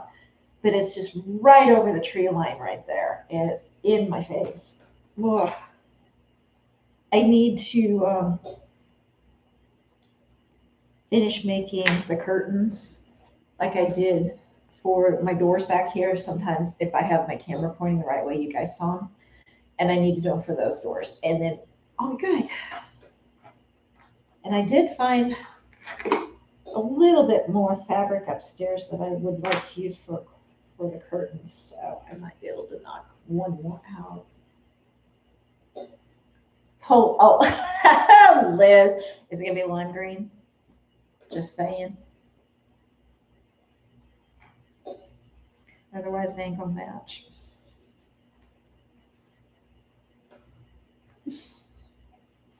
You know, think about it. Would this be creepy or would it be cool if you think about this?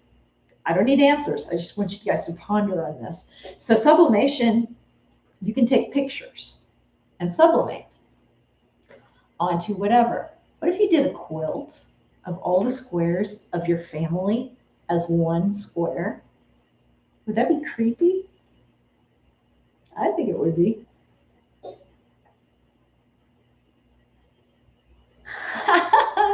You got to post that now. See? You even.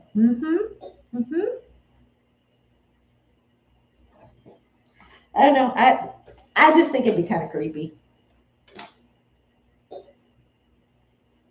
Do they? I don't know. I just think it would be kind of weird having your family staring at you from a blanket, but maybe not. I'm just thinking just their face, though, not like a picture of all of them, but literally just their face. Yeah, that's true. That's true. Or maybe it's creepier. I don't know why I thought of that. I just did. I was like, that would be weird. It was probably because Liz, you brought up the face thing, and then I just all of a sudden had this thought.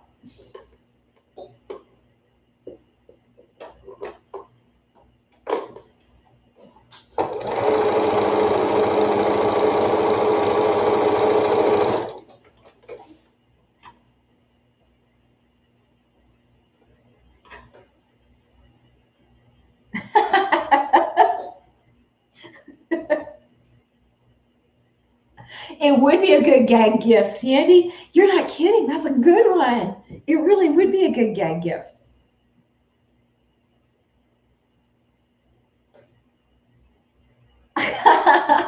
Bernadette.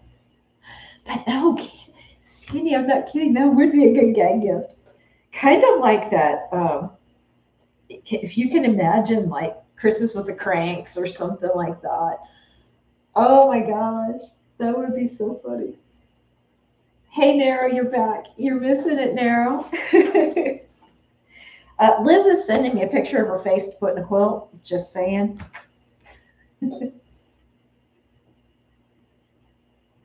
Oh my goodness, Angela. Yeah.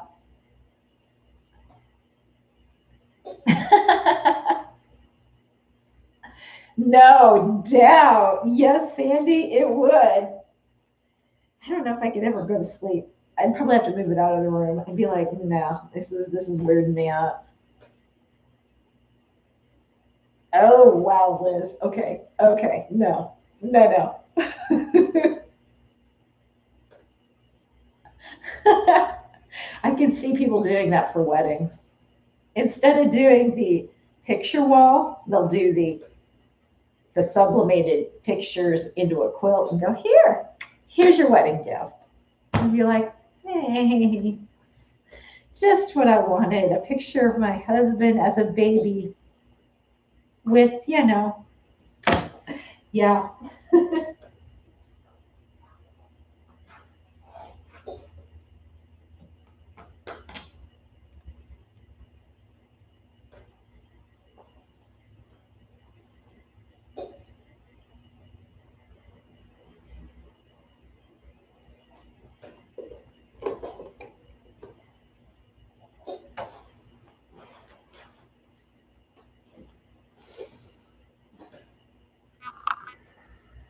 Okay. Keep forgetting, move the cutter down below too. And it's going to be better down there. I just got to remember that's where everything's at now. I put everything within my reach. There's a part.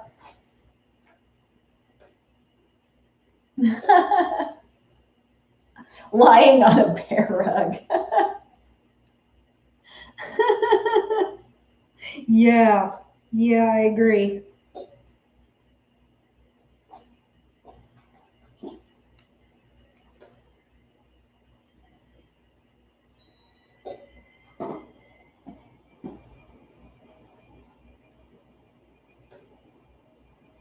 I'm sure somebody will eventually come up with the funky t-shirts too.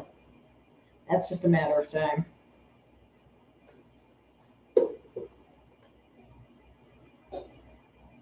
Yeah, there you go, Liz. Figure out how you can do that on your Glowforge.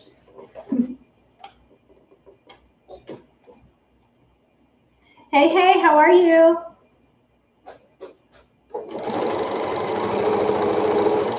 You stepped in at the right time. We've got a really good lively chat going on. We're sublimating things.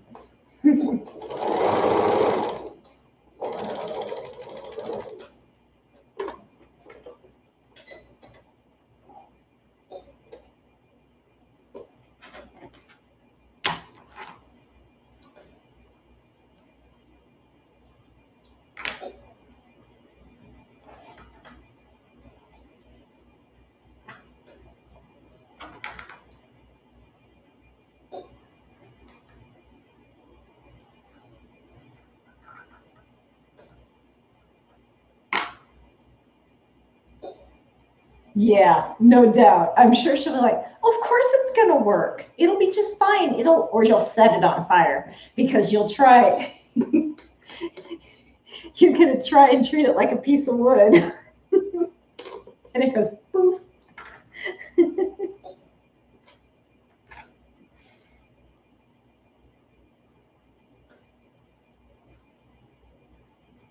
That'd be quite the smell to get out of the house too. Singed fur. Hey, so yeah, hey Pia. You know, they've probably heard everything by now, Liz. I'm sure you wouldn't shock them. I hate when that happens. You don't pay attention that you didn't pull your thread out far enough and it unthreads for you.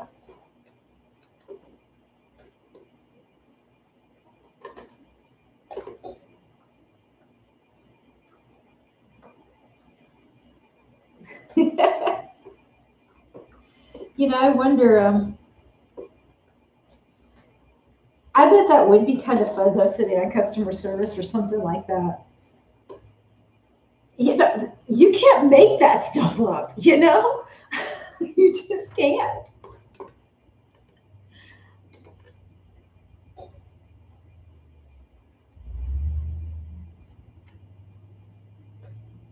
I can honestly say the retail store I used to work at as one of my first jobs when I was going to college, we couldn't we couldn't make up the stories of some of the things people tried to return. That's all I'm saying. It was I didn't work customer service, thankfully. So it was quite comical, but I felt bad for the customer service people because I was like, how did you do that with a straight face? How did you not laugh at these people? Seriously. Yeah. Oh, thanks, Pia.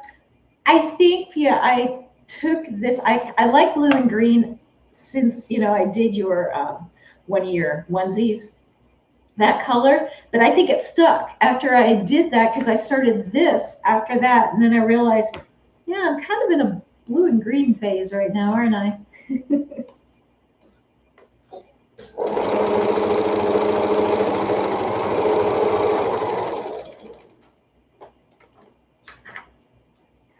All I'm going to say is there was times that the customer service people would call the people from the department that it was returned from to come and get it and take it to the back. There was one time somebody, okay, I was a visual merchandiser, so I was up on a ladder all the time doing displays and everything. And I'm going to mimic this. Let me find something here.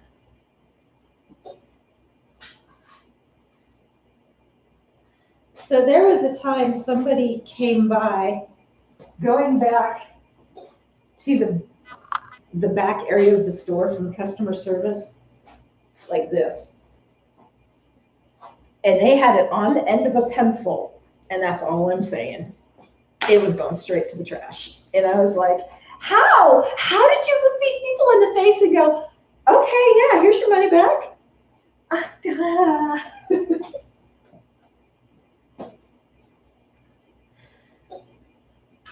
I don't know. It was quite fun though. The things I saw from 10 feet up.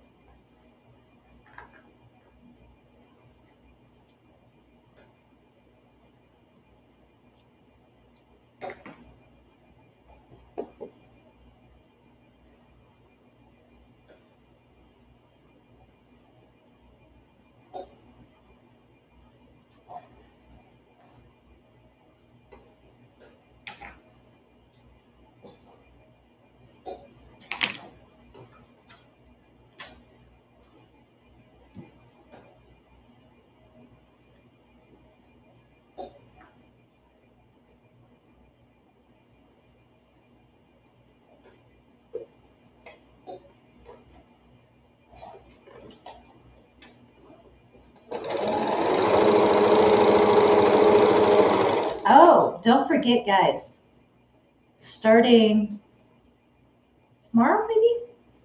It's today, 13th. It is tomorrow.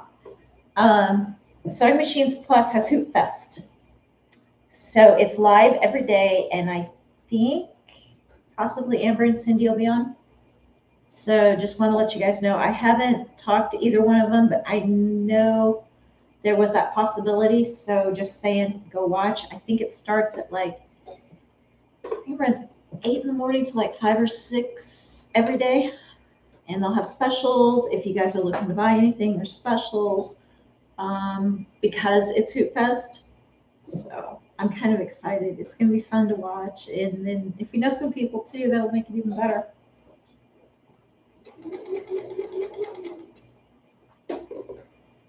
Yeah, I almost forgot because I saw it earlier, Bernadette, and I was going to remind you guys. And then also I was like, oh, yeah, that's tomorrow. Got to remember to tell you guys. I actually heard about this before those guys got with Sewing Machines Plus, because I was watching their Quilt Fest earlier this year, and I can't remember. I think it was like maybe February-ish or so, March and around there. So, and then when they told me they were with them, I was like, oh, are you kidding? Quilt or Hoop Fest is coming up, and they're like, yeah, I think we might be on that. So that's cool.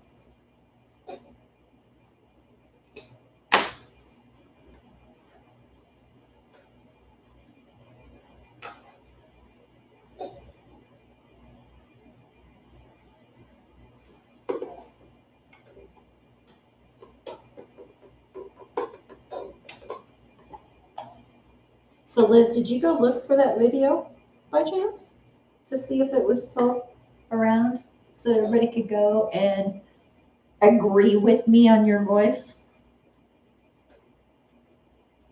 Oh, thanks, Puha. I'm glad you could come by.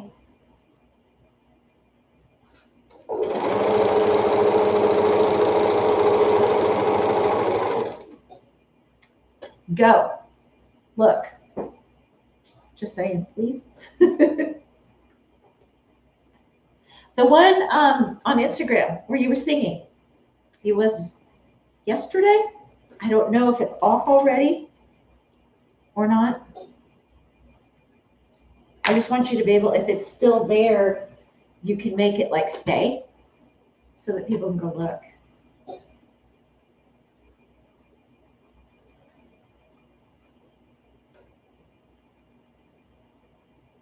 Aw. No, no, no. Don't you delete it real quick, girl. No, no, no, no, no. Okay. She is Sandra. Okay. I knew it was sometime this week. I hadn't reached out to her to find out when it was. Thank you. Okay. So Amber will be on Hoop Fest on the 19th, which will be, I think, Thursday. Let me look. Oh, Saturday. She'll be on Saturday at 12:30. Is that, so that'll be 12:30 Pacific Standard Time, I'm assuming?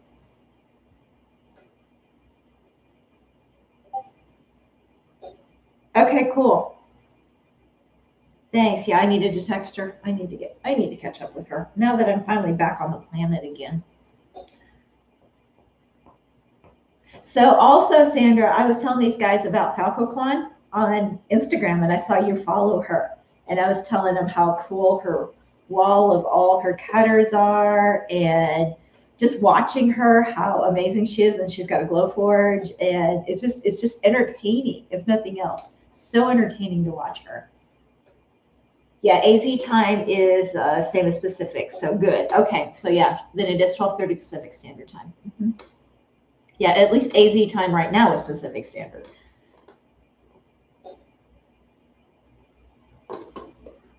So Saturday, guys. No, no, no. Hoop Fest, come on, girl. Embroidery Hoop Fest. I'm not a basketball player. And that's just one sport that I can't even watch it. It just puts me to sleep. Don't hate me.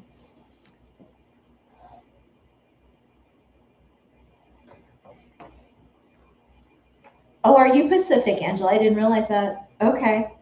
I know. The Glowforges are so nice, are they not? Oh my gosh. I wanted one from the day they came out, and I'm like, I don't need one, but boy, that's a huge want.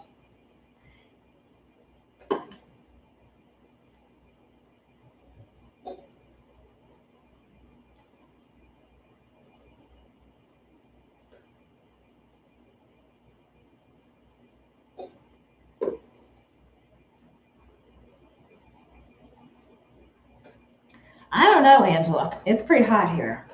I'm in Texas, southern Texas. It's pretty hot. Sandra.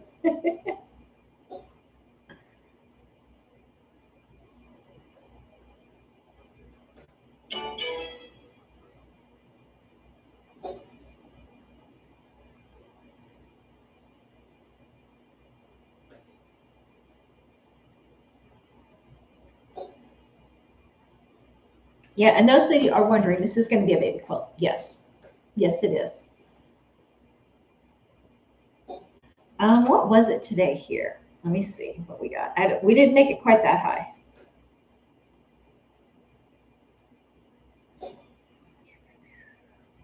Oh, come on. Work with me. Got up to 97 today, temperature-wise, not heat index-wise. I don't know what the heat index was. Right now, the temperature is 86, but it feels like 93. So the heat index is 93, and it's 8:40 p.m. The humidity is finally down to 62. It was like 90 something.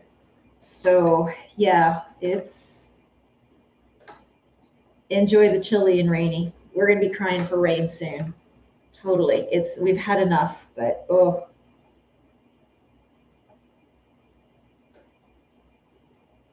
All right, Sandy. Yeah, get your second screen and get out of school. Oh yeah, Pia. It's 97. So you're still hotter than me. Yeah, you guys beat us. Yeah, the humidity's been awful this last week. Just awful. It's like they just turned it on.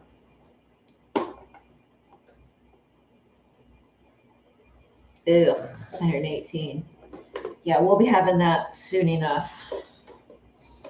Thankfully, that doesn't really stick around a whole lot, but it does hit for off and on around here.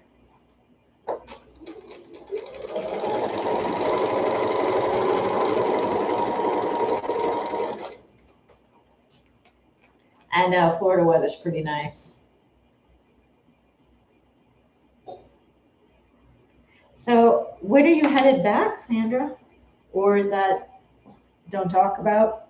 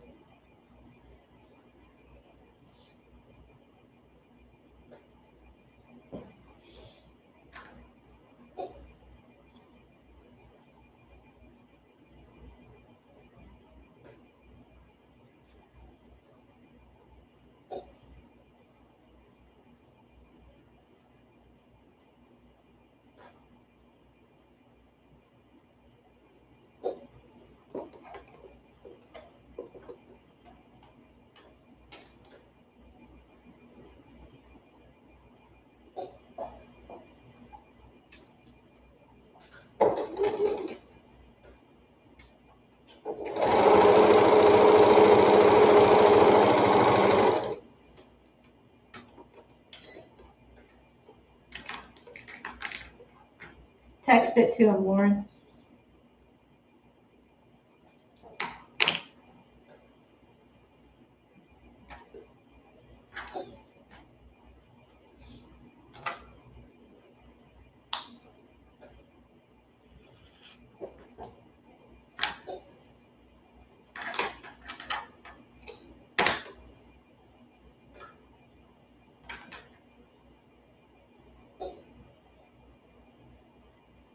Oh, how fun. I'm glad you're getting to see all your family. That is so awesome. Thanks for a really nice summer.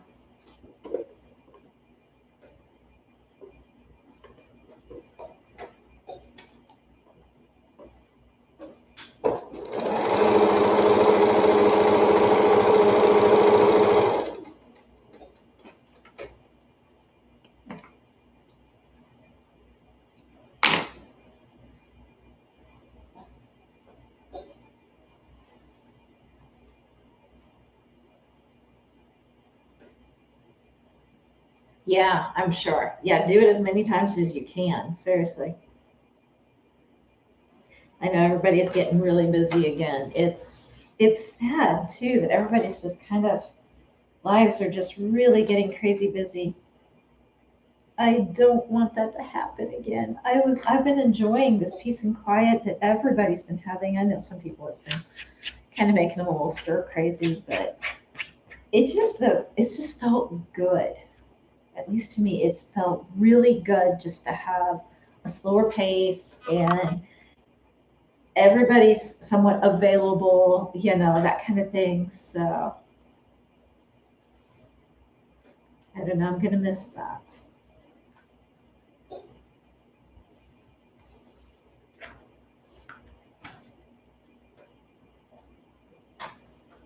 I also put my rulers down here on those little hooks too, so I don't have to keep walking over there. I just finally decided, I just need to make this easier to get to things.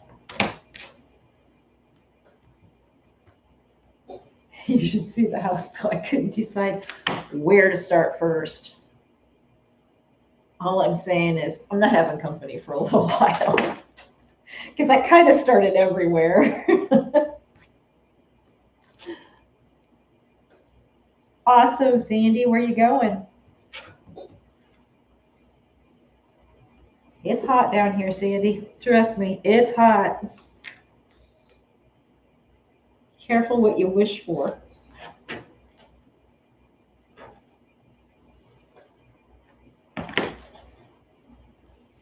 And it's not so much the heat as it's the humidity. It's just really, really, really humid. And I love it. Don't get me wrong. I love it, but a lot of people don't.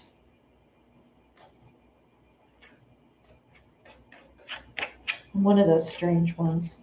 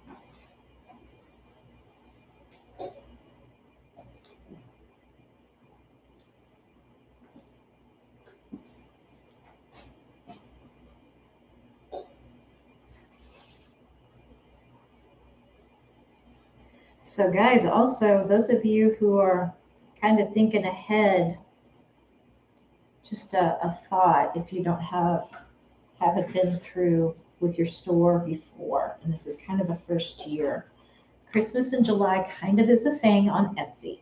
So if any of you are thinking about maybe testing some of your Christmas items, they will do a hint at it or a full-blown promotion. It's different each year.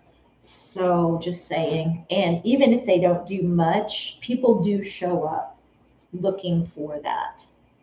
Oh, thanks, Sandra. It's IKEA. And I've actually got a lot of them. I was telling you probably right before you showed up. So I've got the two here, and then I've got one kind of like as I'm staring at, because my computer, you can see my computer. So as I'm staring at the computer in front of me, it's over here and it separates, it just butts up to the wall. So it's kind of like a wall. And on the other side, I have my industrial machine and my heat press. I have a lower floor unit that sits on 4 feet that kind of looks like that. It just doesn't have the inserts in it. And so I've got, that's kind of my shipping station over there, and it's got the top, so I can do everything on the top and everything. And that's where Bear Bear likes to lay in the sun. During the day, he'd go sit over there because it'll come in the window over there. Yeah, anything Christmas, Nero. That's what it means, Christmas in July. So July, it's kind of a known retail thing. So it's not just Etsy, but a lot of retail stores sometimes will test out what they think they want to buy for the Christmas season, or they get a shipment early and they want to start making some sales. So they'll run a Christmas in July sale or a promotion, or just put the stuff out. Yeah, it's a really good time to just kind of test it. And you can even just put your Christmas stuff on sale only, or you can run a whole shop on sale or whatever, and just see what people are doing. So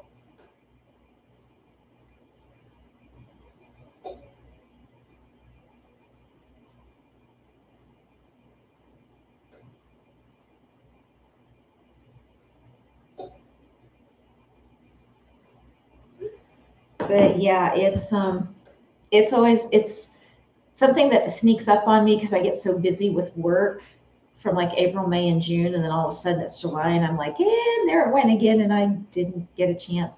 Well, I'm starting to think about it this year again, so I've got a couple of ideas I might want to try.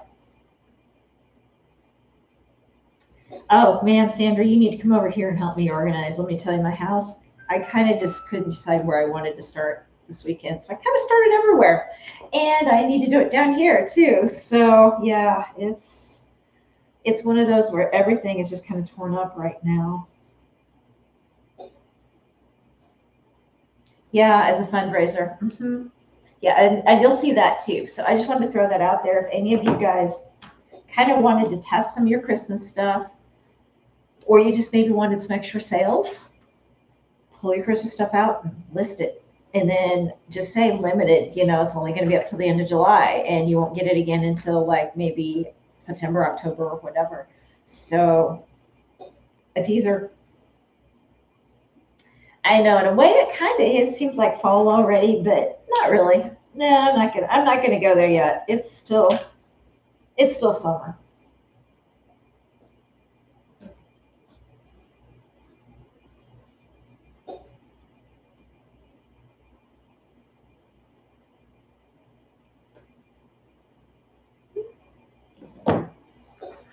Hey Barb. Yeah, okay. So Barb, the fundraiser for Christmas, I've never seen that done. That's a good idea. I was reading that and I was like, yeah. So what do they do? Is it like they sell tickets, or is it like a craft fair, or how do they do that?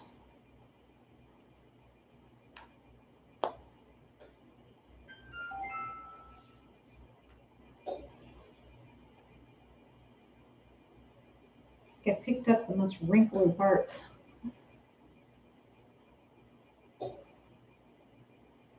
Because that's actually a good idea. Yeah, I know. Don't say that. Don't say that. I think about that too, and I like my days being long. But I was thinking that fundraiser, now you got me thinking that might be good for my hospice group. And we could do that as a fundraiser. That's why I'm curious how you do it. I know we've got our big gala coming that they do once a year because that's usually earlier in the year and they postponed it this year. So, okay, so it's more like a craft fair. Okay. It's an idea though, because we've got the thrift store. And I don't know if they do like, because they could do it through the thrift store with all the Christmas stuff that people donate. I wonder if they thought of that. I'll have to check and see. Oh, thanks, Bernadette. Yeah, you have a good evening. We'll be here next Sunday. Next Sunday is the sew along, so we'll still be chatty. Oh, that sounds really good. Oh, yum.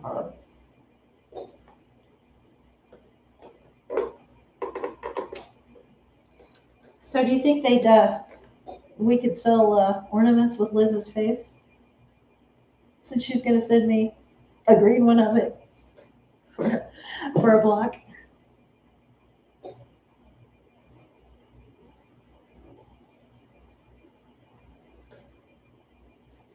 You still out there, Liz?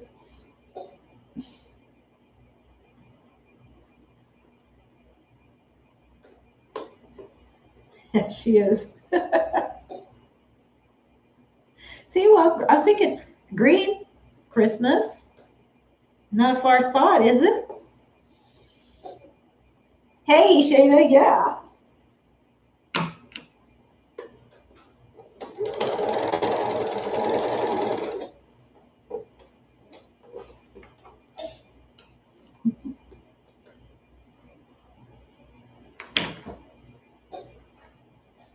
Grinch Liz.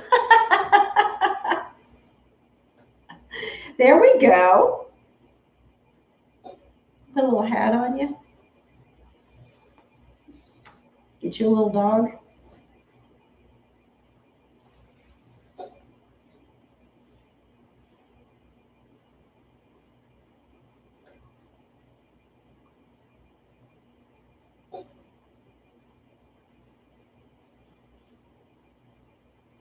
It's your spirit animal. I doubt that. I really, really, really doubt that. Okay, that's true. You do. You do. I forgot about that.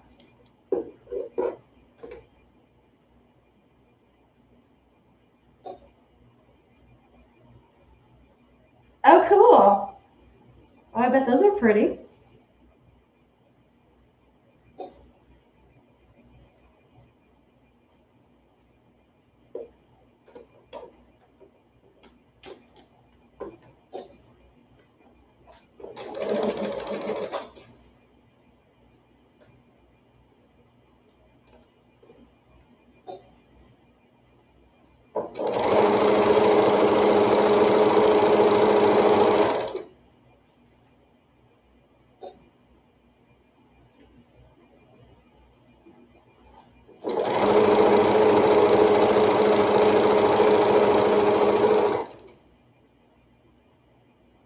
Yes.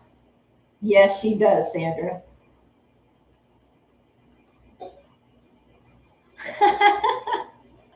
Oh, come on. I doubt you would, Liz. You have to be pretty grumpy for that. You're not grumpy. Oh, that reminds me. I was looking at something.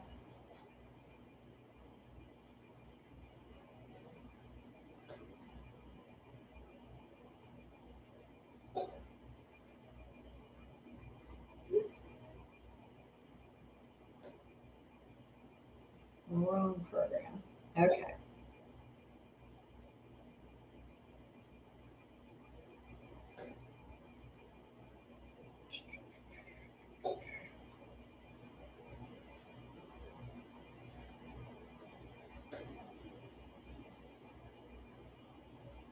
Oh, bummer. It is off. You gotta re-sing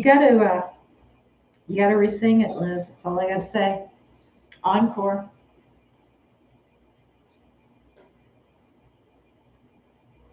Like Donkey and Shrek. Yeah, but you might be coming layers like an onion. Because donkeys come in layers, so.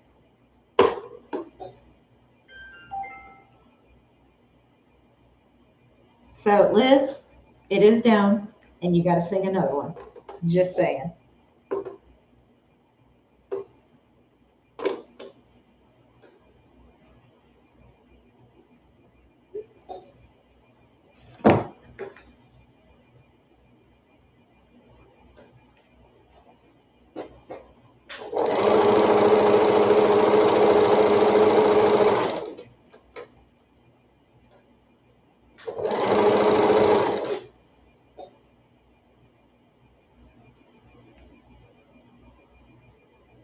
She does, Pia. I know. And I wanted her to make that permanent on her Instagram, and it was already gone.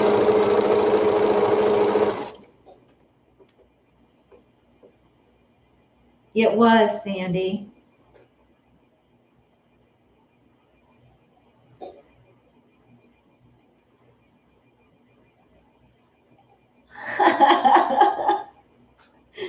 It's a shooting star that needs to stick around. That's all I'm going to say.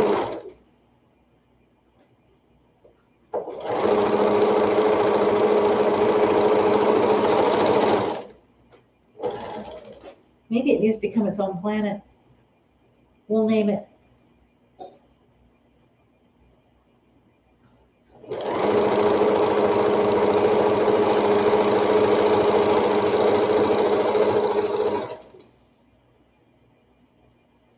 I know. See? Sandra, I know everybody missed it, and I want her to redo it and put it back up. Yeah, it was amazing. It was totally amazing.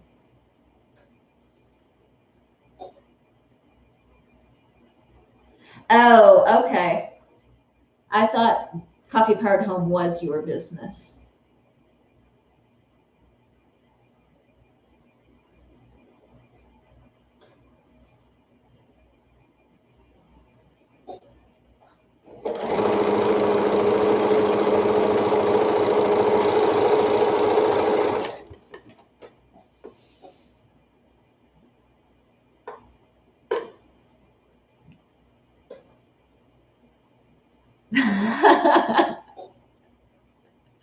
Oh, Sandra.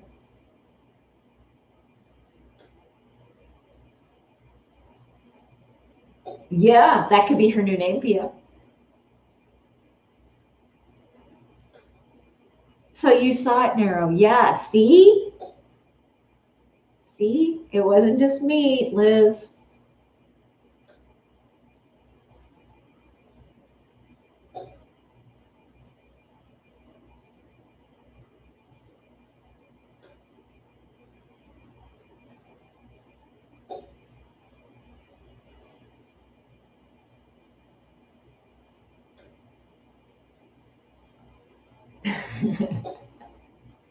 Yes, she was, Shayna.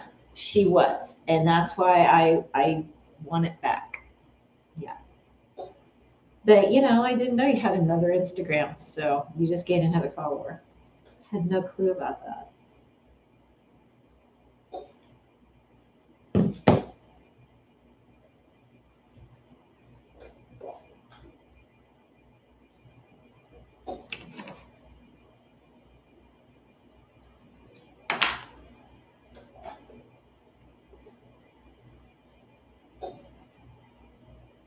There you go, Barb. That's a great idea.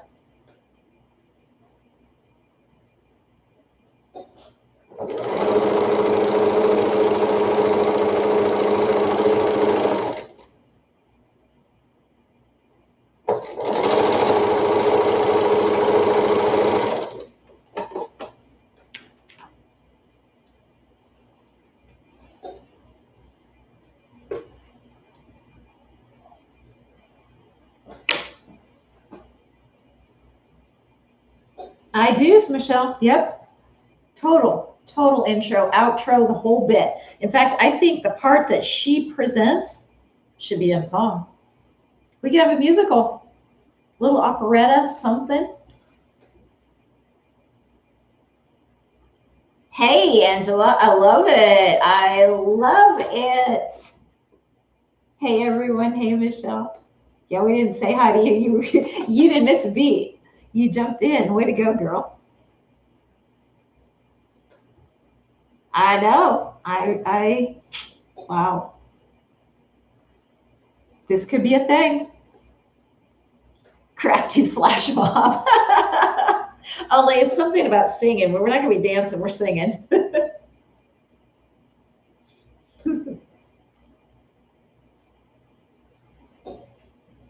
Could totally be a thing.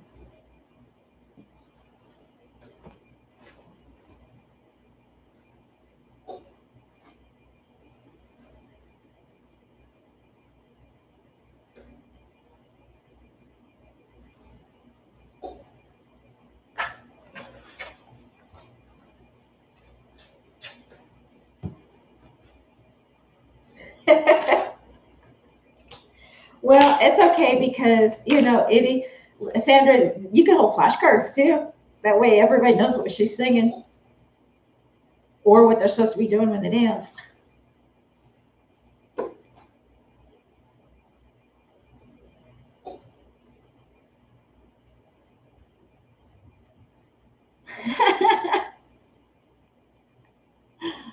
Oh, man. Oh, we'll find roadies. That's not a problem. There's plenty of brothers and husbands and sons and all that around. Okay, Shayna, thanks for joining us. Yeah, we'll see you next time, sweetie.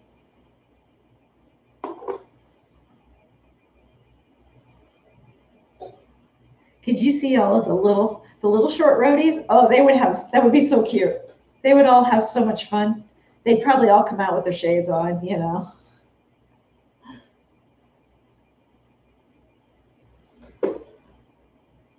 The blue wrench roadies. Michelle, that's good.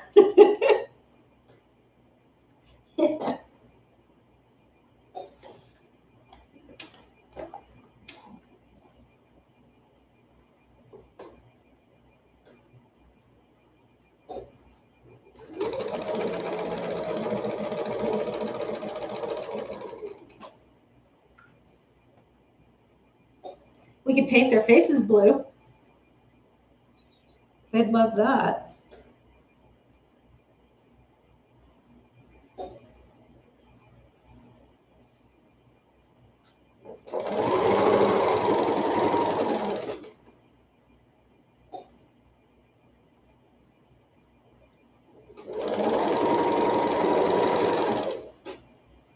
Yeah, exactly, Liz.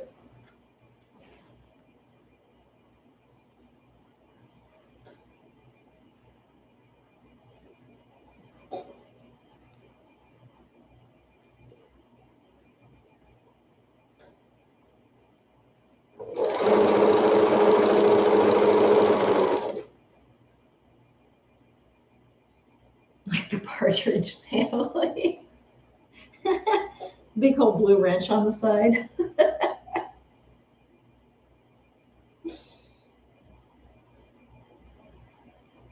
Okay, so I can see Liz getting a blue wrench tattoo.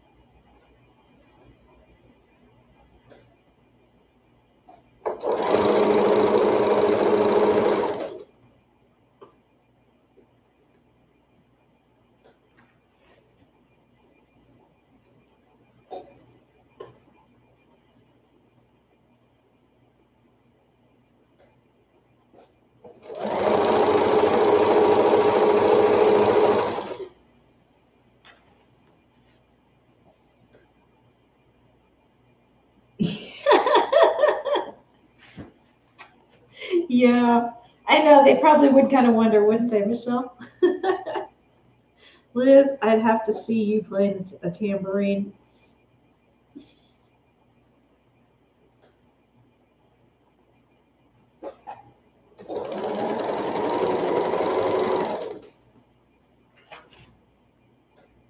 Cowbell. Yeah. Yeah, we'll need definitely lots of cowbell.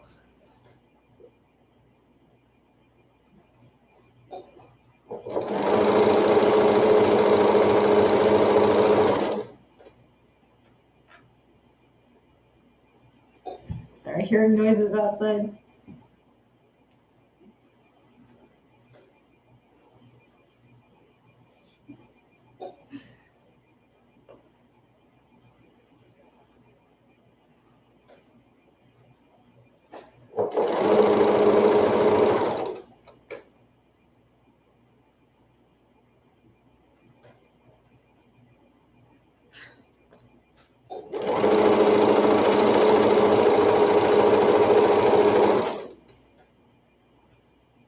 There you go. That could be scary though, because then he'll just want to dance.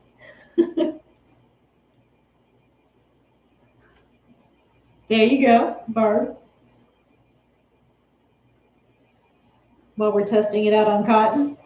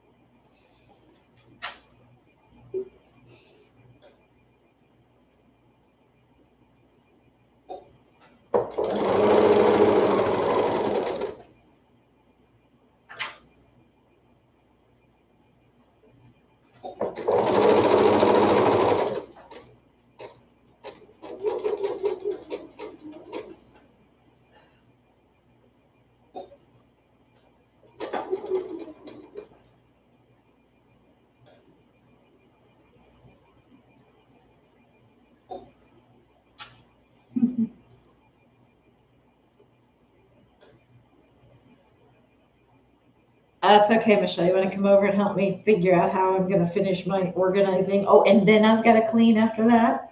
Yeah, I think I started in all June, July, and August activity yesterday.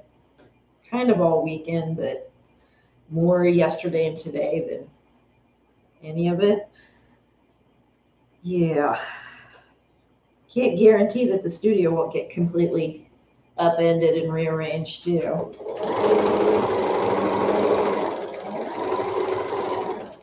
All because I bought a sublimation printer.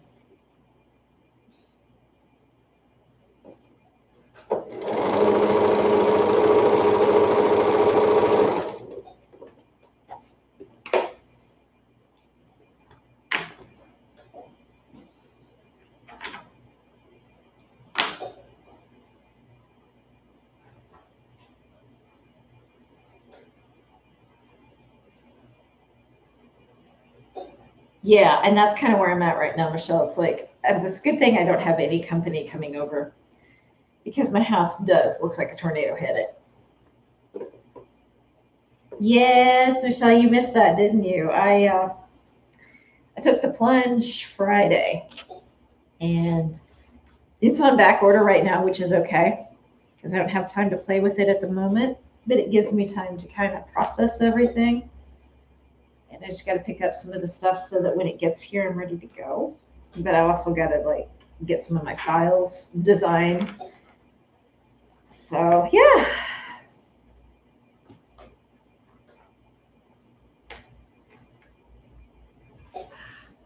Got off on that one. Oh man, I got off.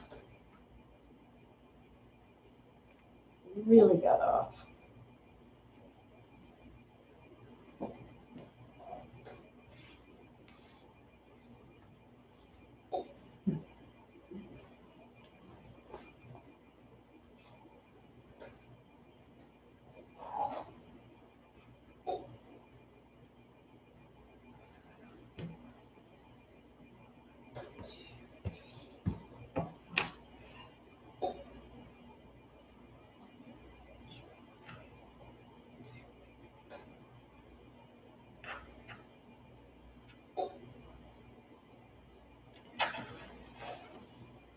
I have not yet, Liz. I've been looking at a bunch of stuff. I just haven't yet.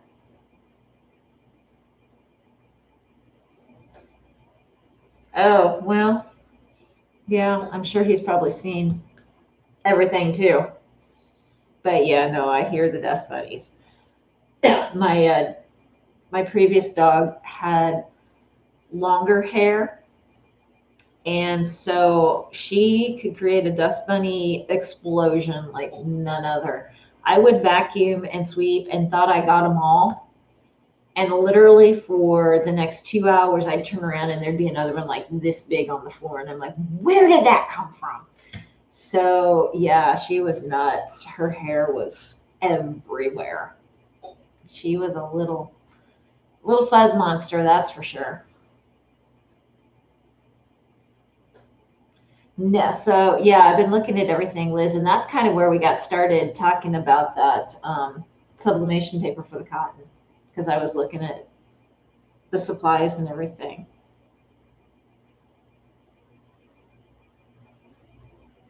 More like summer clean time, Michelle. You miss spring. Well, I guess it is still spring for another week. So, okay, you're good. You got one more week.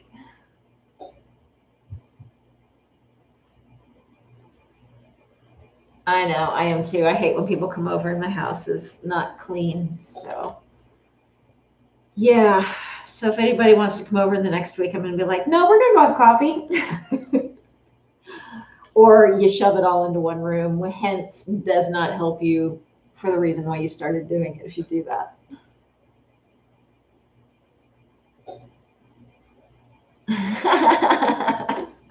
Liz, that's hilarious. Or just leave blue wrenches laying around everywhere.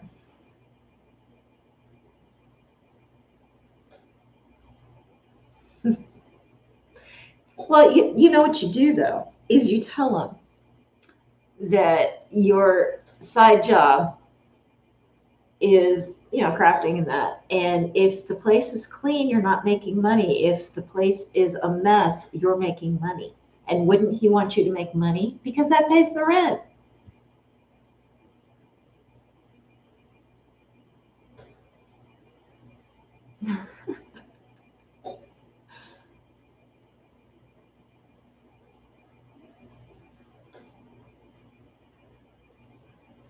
Okay, Sandra. I'm sorry. I'm glad you had fun though.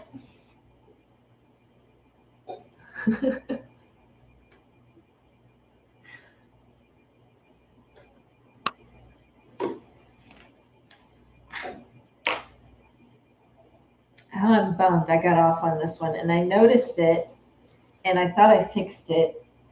I just got to look at it and see if I can live with it. But I still got to look for that other. Oh, it's okay on the ends. It's like towards the middle is where it just really, and that's where I was really trying to not. I thought I had it. Ooh, ah. I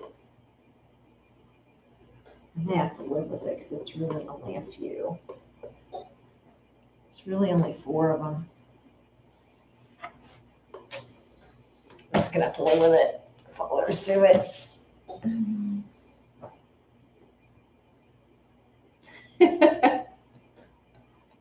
I'm glad, Sandra. We're cheap comedy.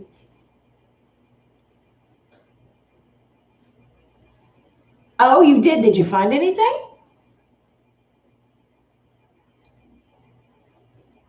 Was there anything left? Is the question. I'm trolling Pia's. I'm in love with hers.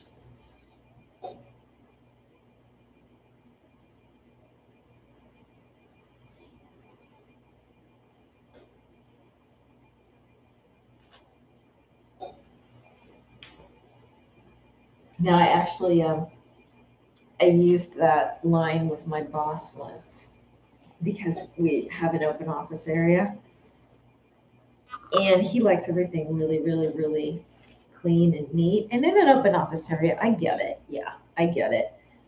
But it's also one of those where sometimes you just can't keep it neat. You just can't, or you wouldn't get any work done. You wouldn't find anything. So I had to say that to him jokingly because I knew he was kind of serious when he walked by. He didn't know what to do with it. It was funny. He just kind of looked at me and then he kept walking on, and I was like, I think I won. I think I won that one.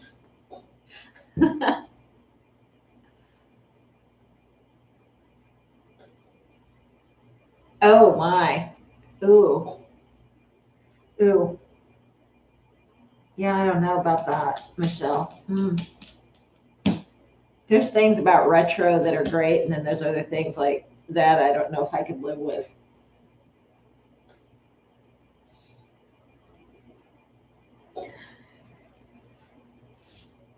So I gotta find my other. Ooh, boy, it's really off. Ooh. Okay, I may have to take part of this out. Yeah, it's really off. I don't think I can live with that. Yeah, he never knows what I'm gonna say sometimes. It was kind of funny. And I didn't even realize, because he's one of those when he'll come by and he doesn't really stop and talk. And he usually doesn't say anything to anybody either. But when he does, he takes you off guard. And so it's kind of like you shoot from the hip with your response. And that's kind of the first thing that came out. And then when he walked away and he was like quiet, I was like, where did that come from? But man, that was good. I can't believe I thought of that quickly. No, you didn't, because I had caught it like right away. I caught it on the very first one. And I thought I was correcting it the whole way through. I really seriously, I was chucking it and it didn't work. So I may have to redo it. Yeah. They are pretty but ugly. Yeah, they can be this. Yeah, I understand that, Michelle. They can be both. They can be pretty and ugly at the same time. So no, I can't blame this one on you, Liz, because I seriously thought I was fixing it as I was going. So I can't live with it. It's going to have to come out.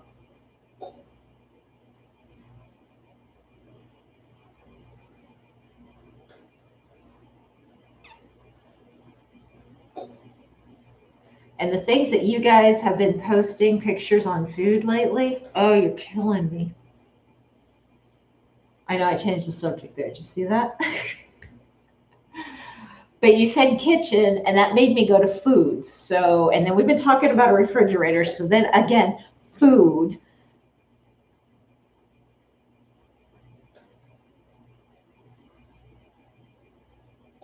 Oh, Michelle, that's creepy too. That's when I would be, and you can't fake a phone call because he's standing right there.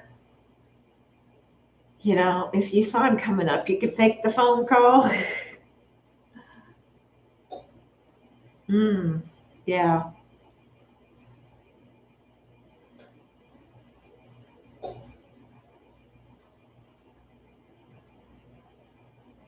Hey, Thea, you're fine. No, we're not really wrapping things up. We're just chatting tonight. We're having a lot of laughs. Itty Bitty Bundles had to leave because we were distracting her from her work. She was laughing too much. So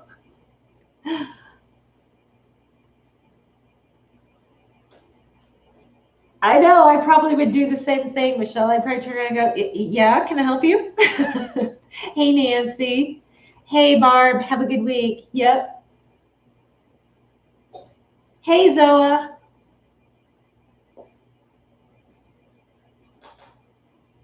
That's okay, Zoe. We're just laughing and chatting. You got to go back and watch some of this, though. It's been quite comical. Just to even just to put on in the background when you're working. I think you're going to have a good laugh this time.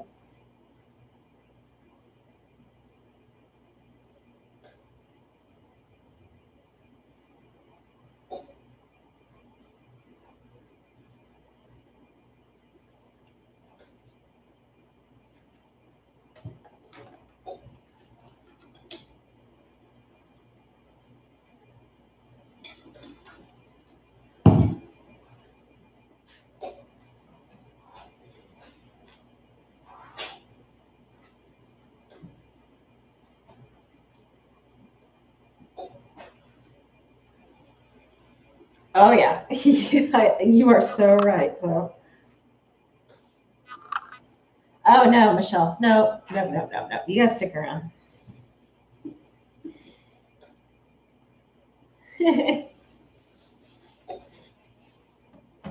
All right, now I need to start these.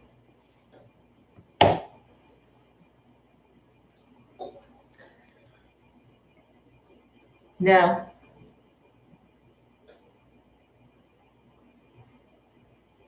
no way. Ooh. Oh, Margaret, I didn't know you were here. Okay, good night. Yep, see you Wednesday.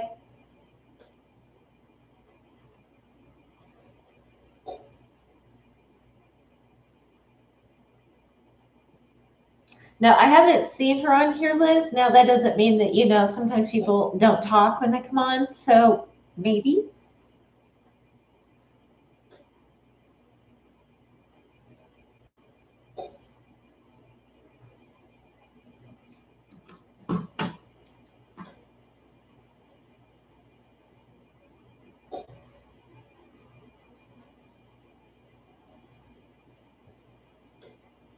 Oh, no, Nancy, you didn't miss anything. I was just doing my quilt talk for the quilt along. We were just chatting tonight. So, yeah, you'll have to go back and watch the replay.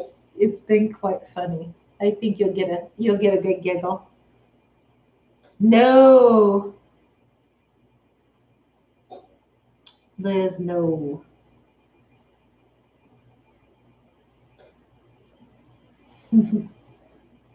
For all of you that have missed it, we've all decided we're probably going to do Christmas ornaments with Liz's face and sell them at Christmas in July. And she's sending me a picture of her face in lime green. That's what you've missed.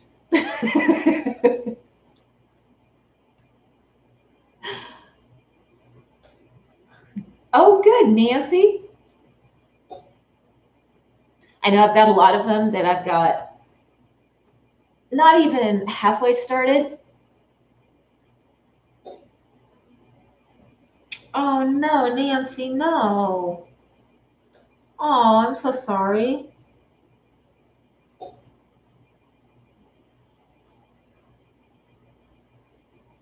Well, put it aside.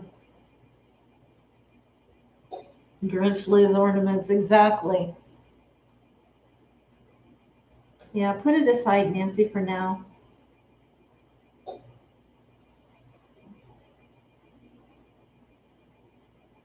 Oh, good idea, Michelle. Hadn't thought that. There, yeah.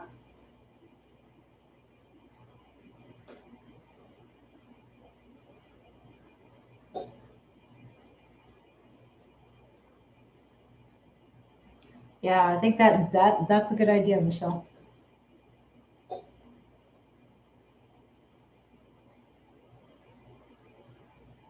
Yeah, there'll be another time for it. Just put it to the side for right now, Nancy. Absolutely.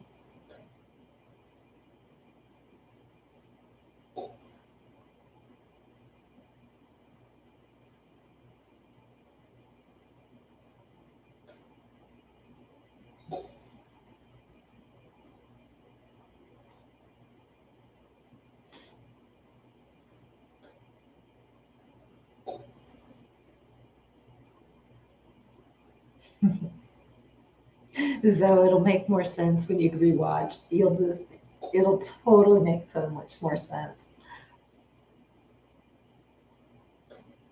But it is still kind of funny. Oh, Nancy, I'm so sorry. So she already was living with that. Oh, that's hard. It's hard no matter what. I'm so sorry.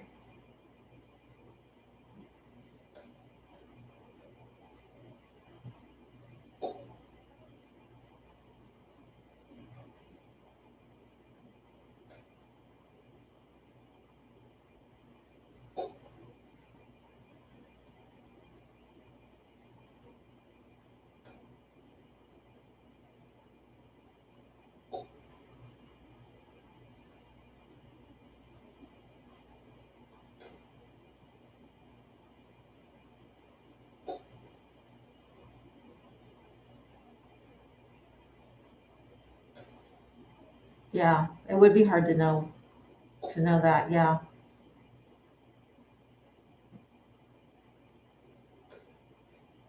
Oh my gosh, Nancy. Oh, I'm so sorry. Yeah, tell her we're all praying for her. Oh my gosh, poor girl.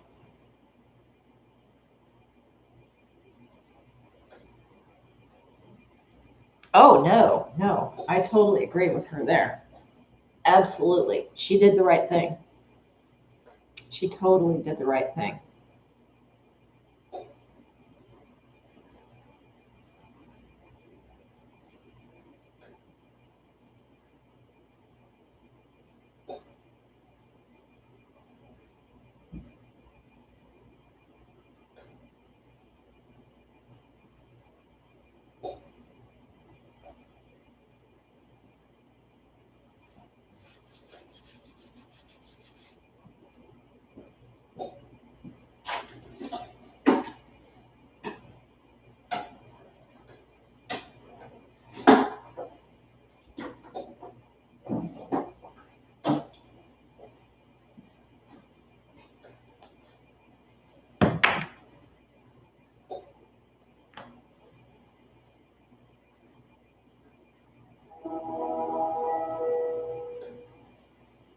Yeah, Michelle, absolutely.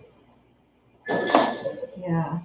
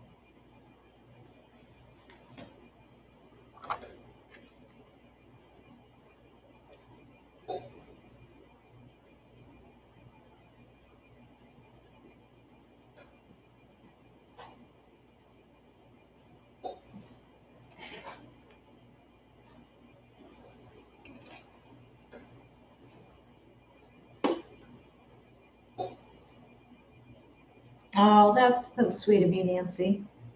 You never know. She may take you up on that yet, though. I can't blame her for wanting to try herself, though. Yeah, that is, that's totally understandable that she wants to carry it.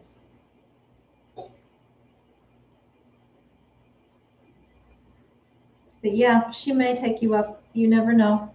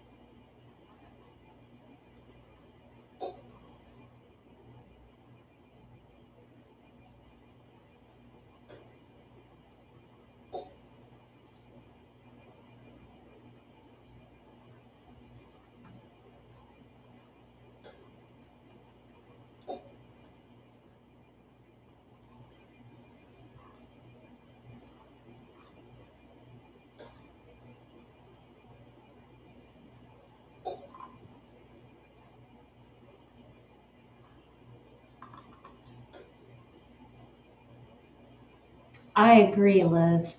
I know.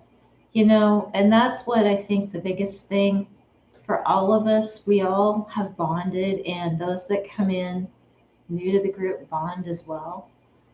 And it is just so endearing and sweet to see how we all care for each other in little ways. And no matter if we know each other or not, we're able to just come in and bare our souls and feel like we're talking to our sisters. And that is a gift that we all have for each other. And I love it. I just love it. And yeah, the crafting is secondary, Liz. It's seeing everybody. My Sunday nights, I so look forward to it because I get to hang out with you guys. It's it's more about the hangout than it is about teaching you guys or anything. I guess the teaching and the showing and talking about what I'm working on is just kind of a vehicle to get us to start talking.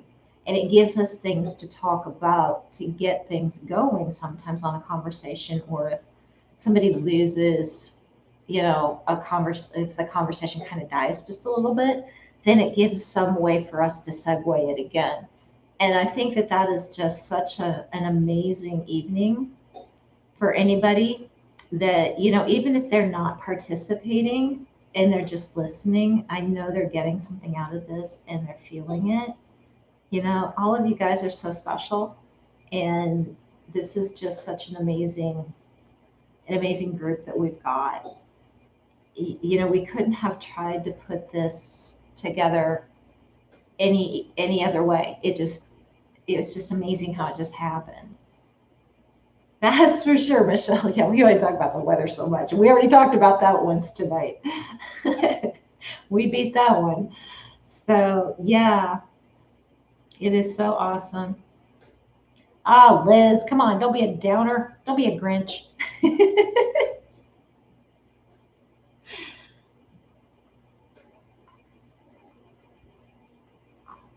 But yeah, I know a lot of people keep saying it, and we're going to keep saying it and keep saying it. You guys are all wonderful, all wonderful people, and I'm so blessed to have each and every one of you in my life. And I never thought last year at this time, or even at Thanksgiving, I think it was about December-ish, right after Thanksgiving into the beginning to middle of December, that I found everybody, and I think this all kind of started. I would have never thought if somebody would have told me I was going to be doing YouTube lives or talking to a whole bunch of new people, and they were all going to be absolutely amazing and caring and so supportive. I would have been like, okay, yeah, I'm sure if you're telling me that's going to happen, it will, but I don't see how, and it does. And so it's so cool. Yeah, okay, I am right, Sandy. For some reason, it just kind of keeps Christmas kind of seems like when a lot of us had time, and that kind of seemed like when everything got solidified because we had the time. Everybody was off work and the kids were out of school. Obviously, they were out of school, but they were really off school. So yeah, but we can never say it enough. You guys are awesome, and thank you for all the support and all the love that we all give each other. Thank you so much. This is just it's mind blowing at times, and it's wonderful.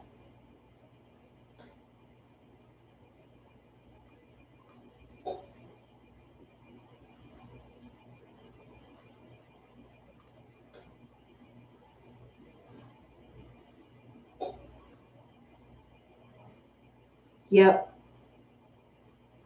Yeah, Sandy, that's kind of when we all started getting on there. It was right around then.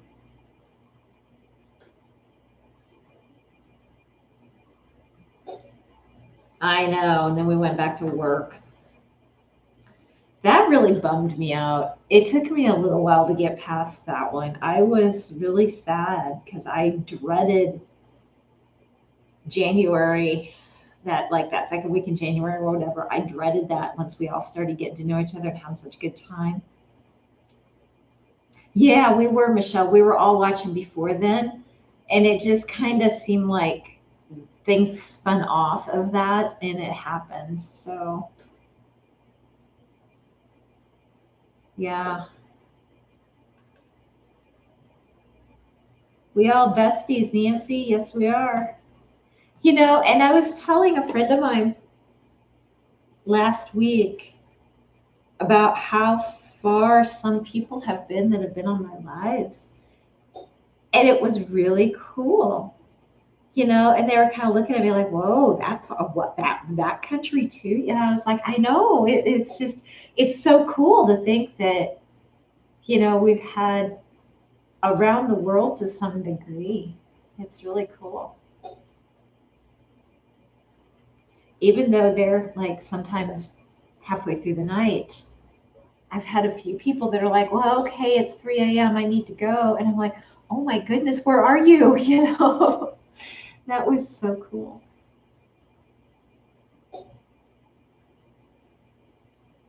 Oh, Michelle, I didn't realize that. I had no clue about that. Oh my goodness, I'm sorry.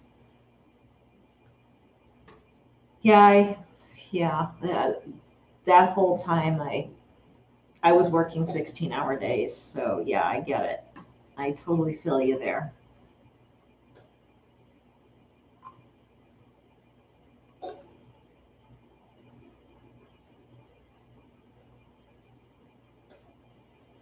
Trying to get started on my Christmas and July stuff here.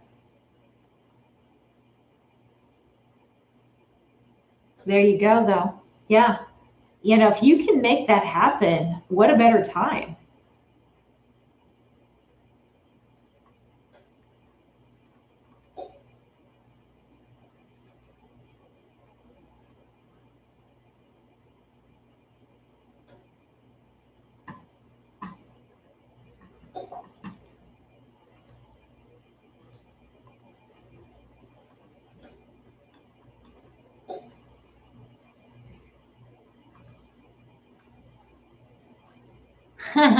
Nancy. Yeah, some of us do tend to be enablers. I will agree. Oh man, Liz, tell me there's good stuff. Then I'm going to make you text it to me, okay?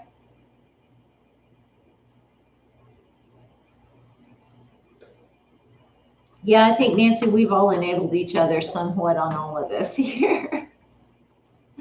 It's been fun. And I gotta remember where I was.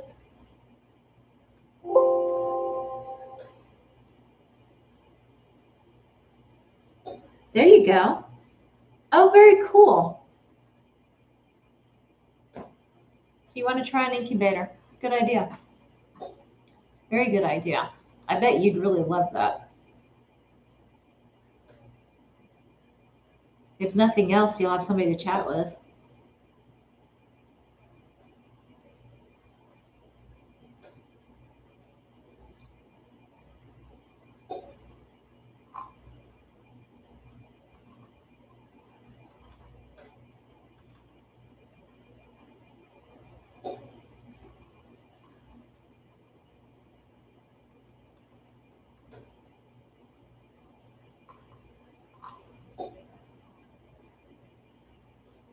No, Liz, come back. Tell us.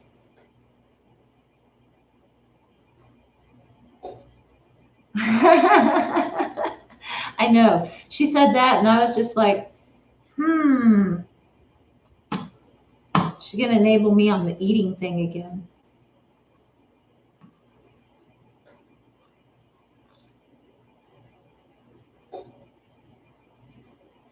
I'm just trying to eat better. And some days I do really good, and other days, not so much. And then I get on here and you guys enable me, or I get on Discord and I see food. Yeah.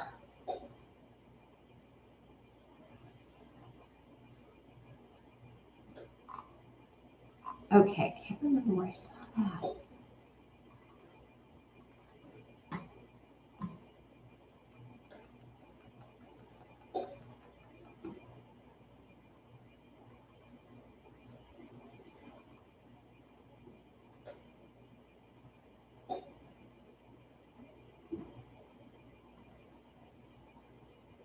Keep hearing things, sorry.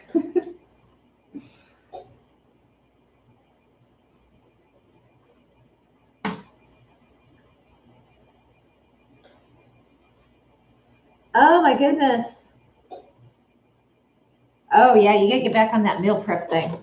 I'm not real good at that either, but when I do it, I make quite a bit, and then it's like the day comes around and I'm like, oh, I don't want to eat that.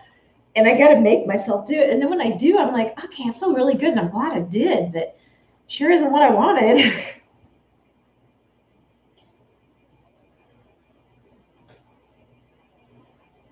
There you go, Michelle. Yeah, the productivity area is huge. You don't realize it until you start doing it, and then you're like, yeah, so much easier. I mean, you work with what you got if you have to, but if you've got a chance,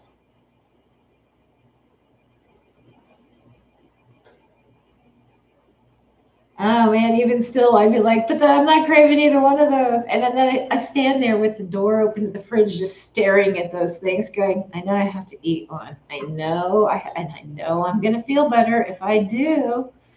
That's not what I want.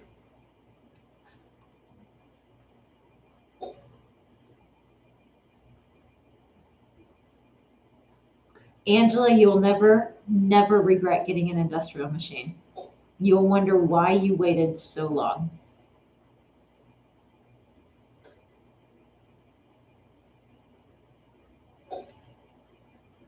So the thing that I've been doing, guys, and it kind of became one of those I didn't want things to spoil kind of things. So it'll make sense when I tell you about it. Um, I like doing some of the juicing things, but I won't take like the fiber part out. I want that in there, I want that in there too, because that fills me up. Plus, it's just plain good for you. Now, I understand sometimes too much of a good thing is too much of a good thing. So, anyway, to my point, what I've been doing is, if you go buy like kale or spinach or whatever, it doesn't last very long. It gets kind of slimy real quick. And when it's just me, it's never a good thing for it to get, a big bunch of that. But I was just like, why can I not figure something out here? And then all of a sudden, you have those aha moments. And I have these little pint jars, canning jars, and a whole box of them. And so one day I'm like, I'm just going to try this. So I blended up all my greens, and then I think I actually put in like an apple and maybe some grapes. So I had kale, an apple. Oh, and then I had some superfoods because I have powdered superfoods. So I put some of those in there, and I blended them all up, and then I put them in those jars, and I put the lid on, and I froze them. And then you pull one out and just drink it when it's really, really, really, really cold. It's almost like a slushy in a way, and it tastes really good when it's super, super, super cold like that. And so I did one day, and I was like amazed at how good it tastes. And then I tried one. I think I didn't drink it 100%. And then I tried it like a little bit later that afternoon when it was completely thawed out. It was still okay, and it was cold, but it wasn't as good as when it had just a little bit of the ice in it yet. I was really surprised, and I was like, that's one way to get your stuff, and then you just pull one of those pint jars out, and then if I drink the whole thing, even in the afternoon as like my snack or something, it'll keep me going because it's got that fiber in it. It'll keep me going till dinner, and then it's good for you. Or you drink it like mid-morning, or you drink it for your lunch, or whatever it works. And put whatever you want in there. Oh, I put carrots in there too, because I had some of those in the fridge. So, you can just mix it up and do whatever. So I think I'm going to start doing that all summer and see how it's going. Or you can do that as well, Nancy. Yeah. I just didn't want to have to constantly pull the blender out. And so I figured it's so much easier if I just do it all up at once.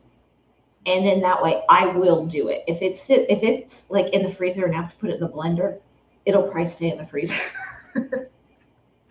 I just know myself too well. So I would be good for like a day or two. Then after that, I'd be staring in the freezer going, I know I need to take one of those and blend it, but I just don't feel like doing it. So I took that out. Oh, Faye, good night. Okay. Yep. Yep, I do. I do know that. So it's just that extra step, Nancy. I'm lazy. I'm just lazy when it comes to the eating thing. So yeah.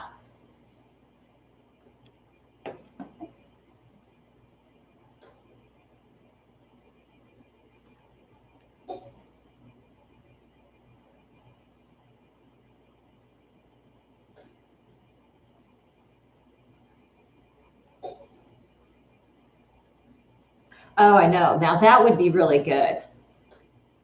Yeah, Angela, I would definitely love doing that. Yeah, when it's just you, it's one thing when you've got a family to cook for, but it's so easy to get lazy when it's just you.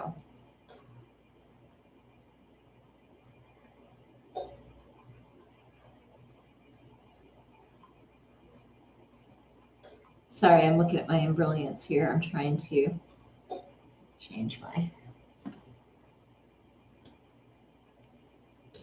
my frame size. Okay.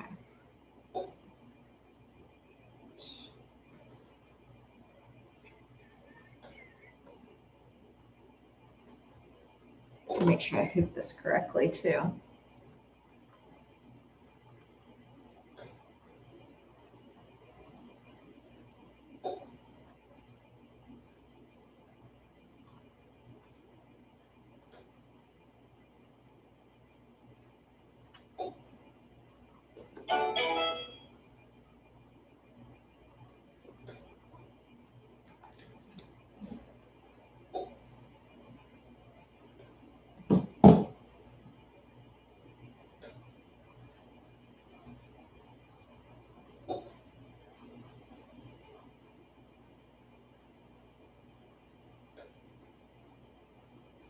And I do that too, Michelle. I am so about doing that and having leftovers. And I always thank myself that I've got them in the freezer for my super extra lazy days. So yeah, it's kind of nice.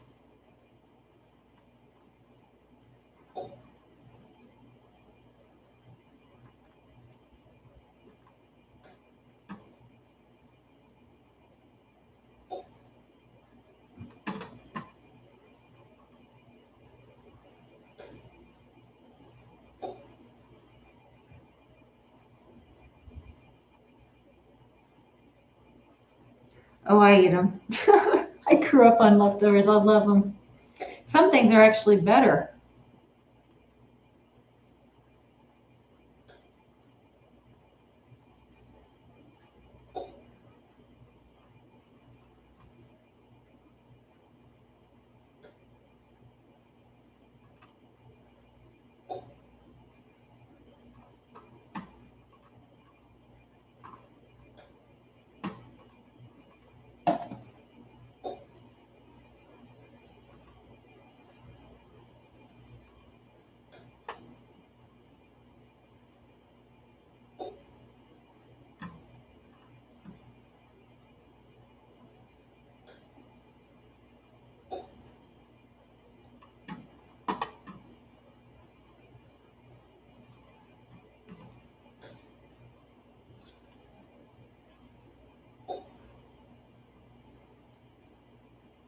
Oh, definitely. Oh, I'm big about the making the pot pie or the soup out of stuff. Yeah, definitely, Michelle. That is kind of like a thing.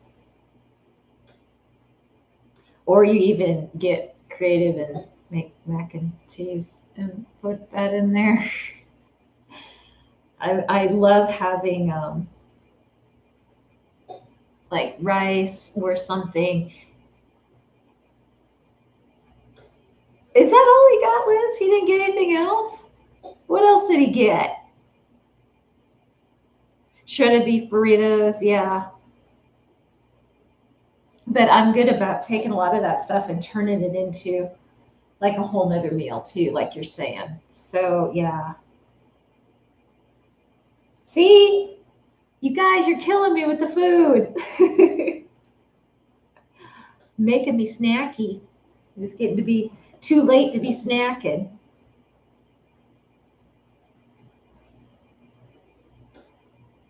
Oh man. Yeah, he's a good shopper, isn't he?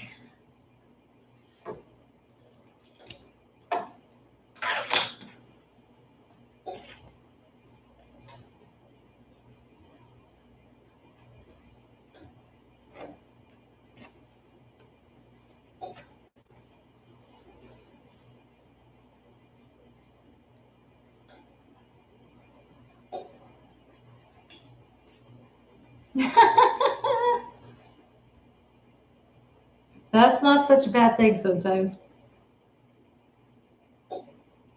Oh man, that sounds so good, Nancy. That sounds absolutely good. Yum yum.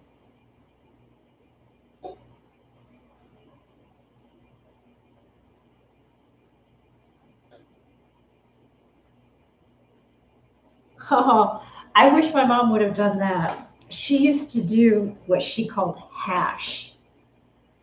She took everything in the fridge that was a leftover. And we had a meat grinder, like the kind that you do this with. And so she'd put it through that, and then she would put it in the pan and fry it, both sides. There wasn't enough ketchup in the world. That's all I'm saying.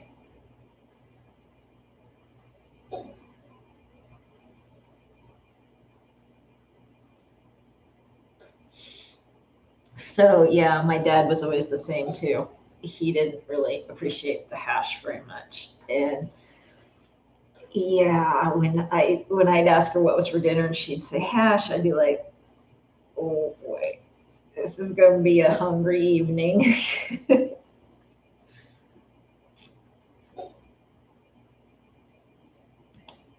What's she doing there, Bear? Did you hear a noise, Daddy? What? Did you hear a noise out there?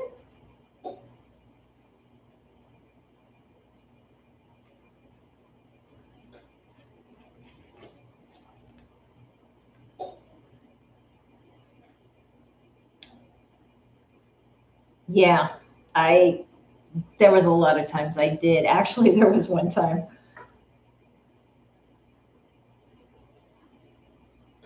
Yeah, yours was probably good. Ours wasn't. It it had anything that was a leftover. Anything that was a leftover went in there. It was.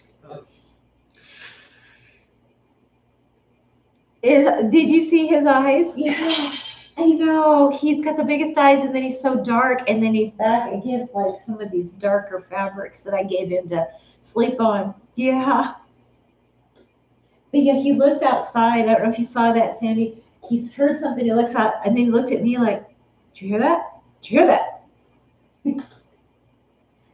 Hi, are you gonna talk to me, buddy? Huh? Yeah." And then he just talked to me too. He's like, "Meow, hey, buddy. You gonna start making biscuits?" So back to the story about the hash, Michelle. She, my dad didn't like it either, and so there was one time the hash was exceptionally non-edible, and I put ketchup on it to try and I couldn't do it. I couldn't do it. And so mom made me sit there and sit there and sit there. And I think an hour later, my dad finally came back and told my mom, let her go. The hash was horrible. And I couldn't believe my dad did that. I was like, doghouse, here you come. See, my mom was a really good cook, though. Yeah, Michelle, she was a really, really good cook. The hash, not so much. Yeah, there was once in a while my dad would finally just, but I think he knew if he said something, it was the doghouse. And she stomped around for a couple of days after that, and I don't think she spoke to him.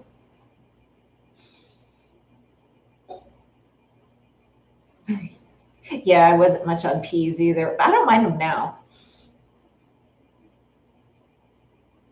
Oh, I didn't slink from my mom. No, her and I we knocked heads a lot, a lot.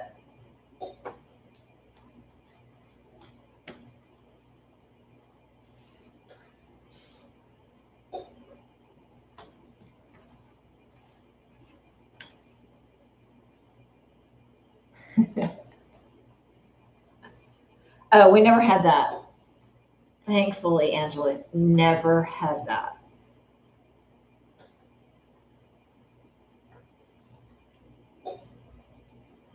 In fact, I don't think mom liked spinach because I never had spinach as a kid, not as a salad, nothing.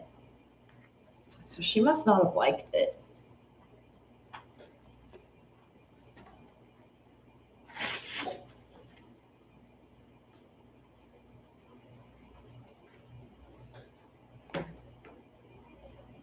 And the funny thing was, speaking about the peas, Nancy, I never liked peas as a kid, but I liked pea soup.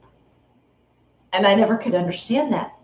I even told people, I was like, okay, explain to me why I don't like peas, but I like pea soup.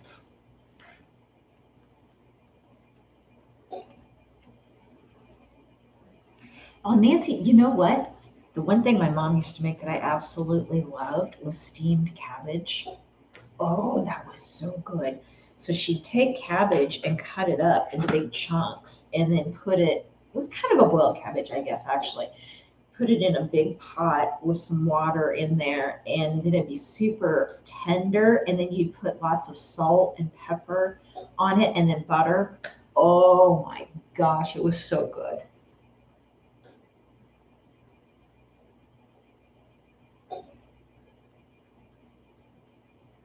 I grew up on gravy, love gravy. I can make gravy with the best of them. We had gravy almost on everything. It was so good.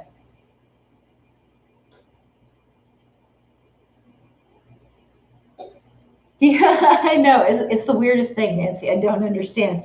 It's like they taste the same, right? Right? I don't know.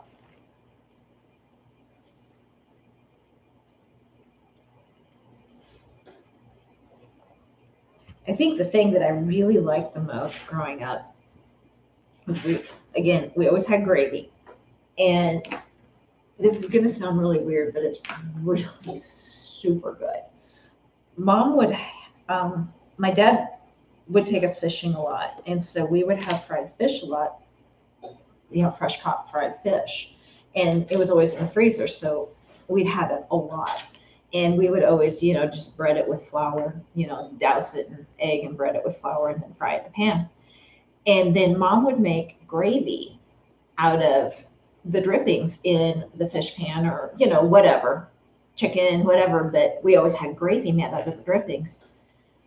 But some of the best gravy was the cream gravy made from the fried fish. And we would put it on bread. Just take a slice of bread, put it underneath, and put the gravy on top. That was some of the best gravy I've ever had in my entire life. And it wasn't fishy tasting. It just had a really good flavor to it. And I don't know why. Sausage, gravy, and biscuits are so awesome. Yep.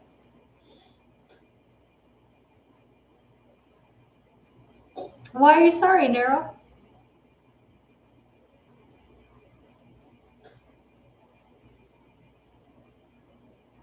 Who want me?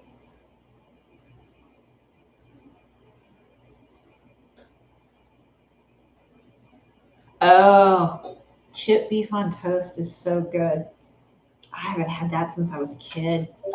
Man, and it was expensive to buy that, the chip beef too when I was younger, and I could like have eaten that whole package. It was so good.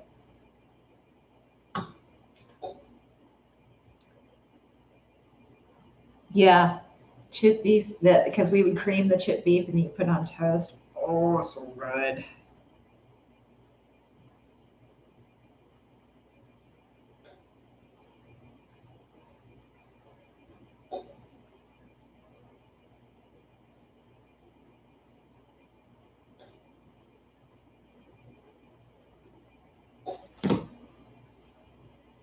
Yeah, yeah, it's still, you do, you make it yourself and it's cheap, but it's still the package of the chipped beef at the time, I think. I just remember as a kid, I always thought it was kind of expensive compared to some other stuff, and maybe it was just back then it was, and it's not so much now.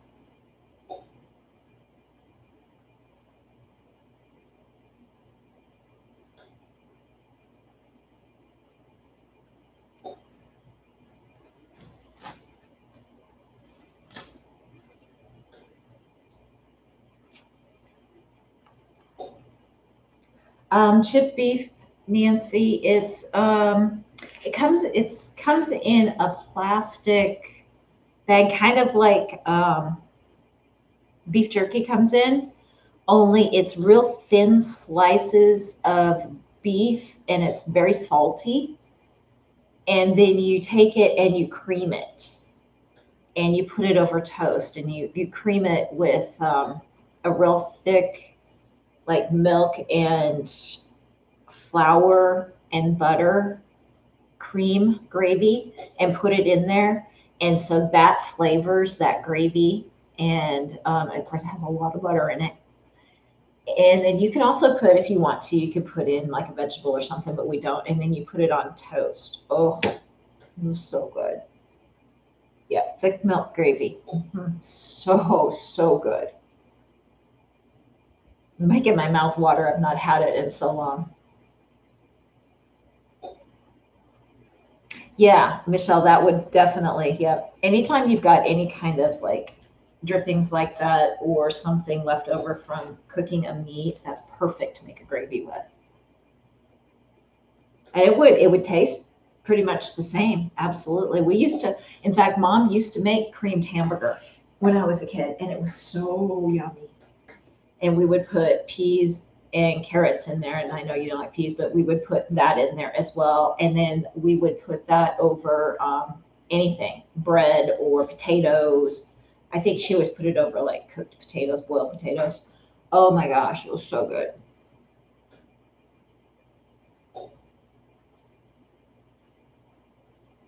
Oh, she didn't have to be sorry for that. No, I understand she has to go. That's okay, Nero. If you catch this, that's all right. We understand. Yeah, you can put over mashed potatoes. Yeah, it is so hamburger in gravy is super good because you got to let it sit there just long enough, but you got to cook the hamburger really good so you get plenty of the drippings onto the pan because it's the drippings that make the good gravy. And then you just let it sit and simmer so that the gravy and the drippings and all that kind of come together so it's no longer like this white gravy. It kind of becomes like a golden color a little bit, I guess is the easiest way to explain it. And make sure you put your seasonings in there that you like. Oh, it is so, so good. In fact, I've got hamburger up in my fridge. Maybe I'll have to make some of that. Yeah, low carb. Not so much. Yeah, I don't make that stuff much anymore because I'm glad I ate that when I was a kid and not as an adult because I would just devour that as a child and then go burn it off. Nowadays, I would devour it and become like three sizes bigger.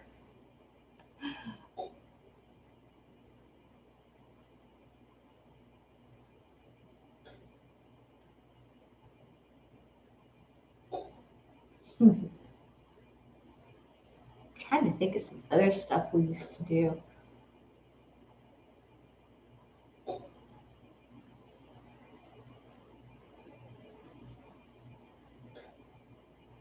Yeah, absolutely, Michelle. Exactly.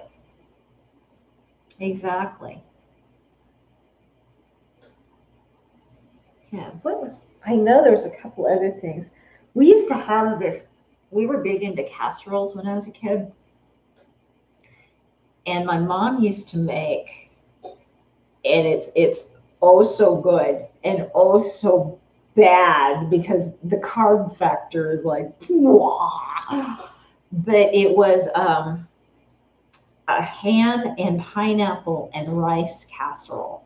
And the rice, you would cook it and then you would put a kind of like a milk mixture in over it.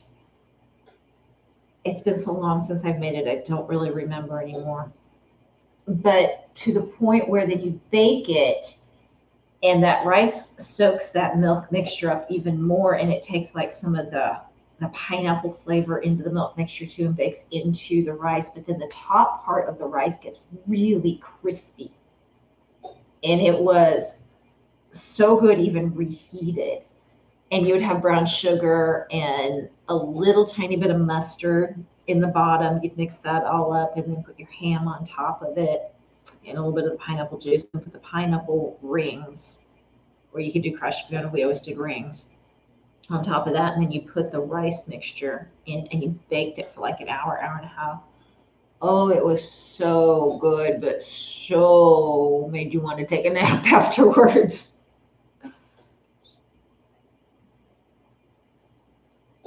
Yep. Salisbury steak basically is that, Michelle. You're right.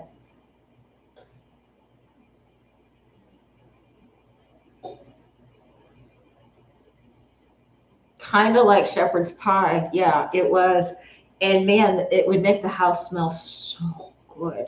She would put it in like 2 hours before dinner, and maybe sometimes we'd go run errands or something and come home, and you could always tell it was ready when you came in, and it smelled just, the smell just got you when you walked in the door. It was like you couldn't get to it quick enough, and then it was so hot. You would take big dollops of it, put it on your plate, and the steam would just be coming out of it, and you wanted to eat so bad, and you knew you were going to burn your mouth if you did.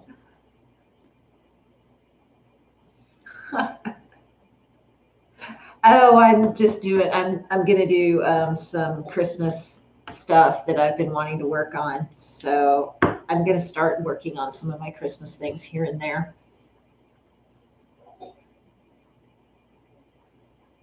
Oh yeah, Angela, that was always one of our Sundays. We would either have fried chicken, roast beef, or baked chicken. That was always one of the Sunday meals. Yes. Oh, yum yum. Ooh, Michelle, that's good too. That's very similar to that casserole I was just telling you about. Yeah, very, very similar.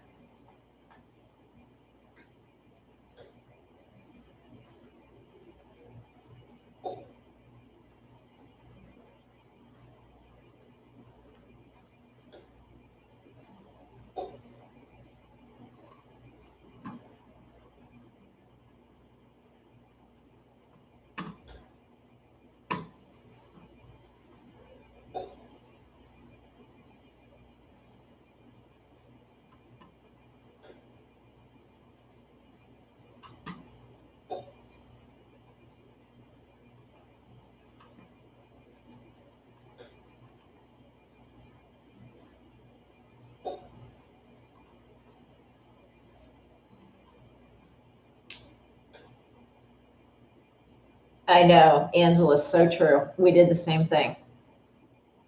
Same exact thing. That's why it was usually, if we had fried chicken, it was in the evening. So it was usually either a roast or a baked chicken because she would put it in before she went to church. And then a couple hours later, you come home and it was time to eat. It was so awesome.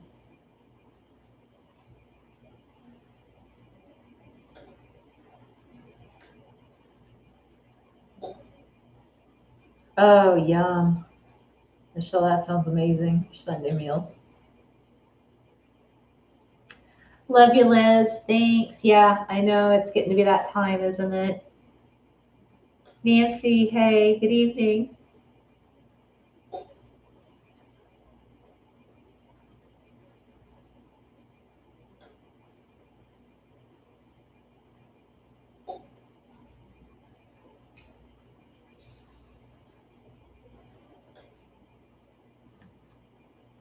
Okay, so now I'm officially hungry, Michelle. Oh, totally officially starving hungry, and I shouldn't be. I had leftover chicken salad sandwich and homemade potato salad with bacon from the restaurant yesterday that we went to eat at after the Sistine Chapel showing. So, yeah, that was like the meal I had was enough for like 2 meals, so I should not be hungry. It's just talking. I know. Yeah, they just stopped happening. It is sad. It's like that era of your life just stopped.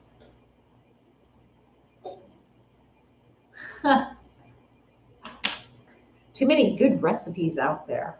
Now it's like I get in a rut, and I just now you guys are making me think again. So maybe I'll get out of my rut with my cooking. I know, Sandy. Isn't that the truth? I know. You may have to snack, and I'm telling myself I can't. But yeah, and I love that you love that chia pudding. I know you started doing that not too long ago, so that's just amazing. Yeah, I need to make some of that too.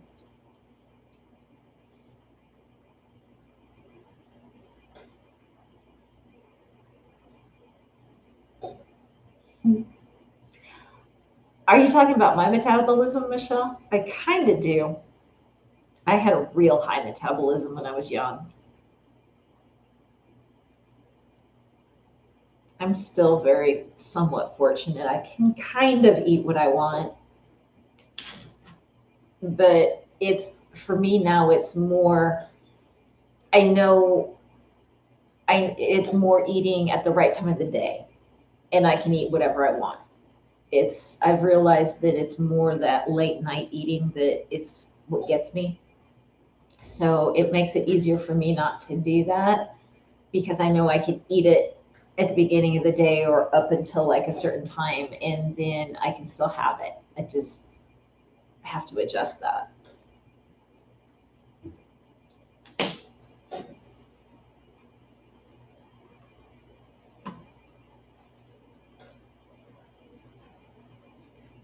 Night, Sandy.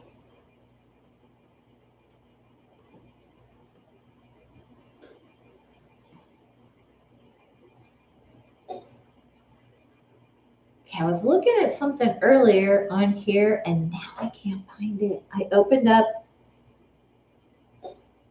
instead of opening it up through Brilliance, I opened it up just in the folder and I can't remember where it was.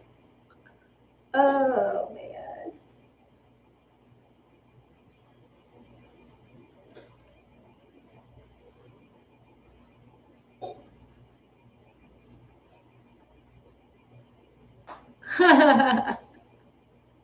So, well, it might be one of those where just don't tell her what it is and tell her to just try it. But is she one of those kids that won't try it unless she knows what it is?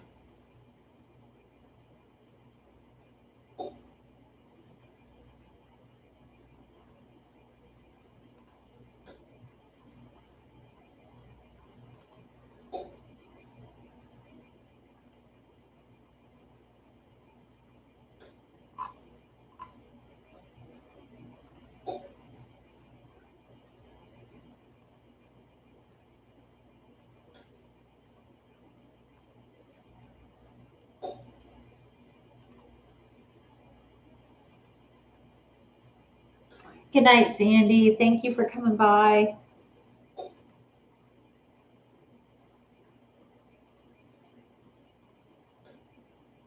Good night, Joanne.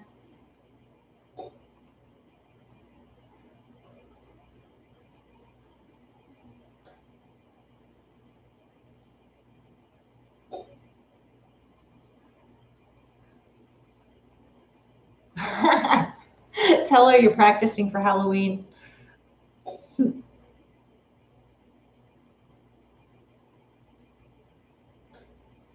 Oh man. Oh, that's no fun, Angela. Yeah, I haven't made a meatloaf in a while. It's another one of those where I like it fresh on the meatloaf. That's the only thing I don't like leftovers on, and I know some people do. And it's not that it's bad. I guess it's just that's the one thing I really like the sauce that I put on the top because it's sweeter. It's got barbecue, not barbecue. It's got brown sugar in it, so it's like ketchup and brown sugar, and it's really good fresh. And it just seems like when I reheat it, it's there, but I almost have to make a little bit more to go over it.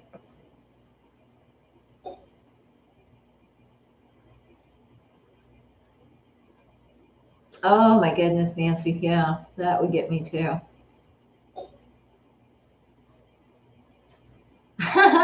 Michelle. I agree with her there. I don't think I could eat squid ink, but yeah, people do.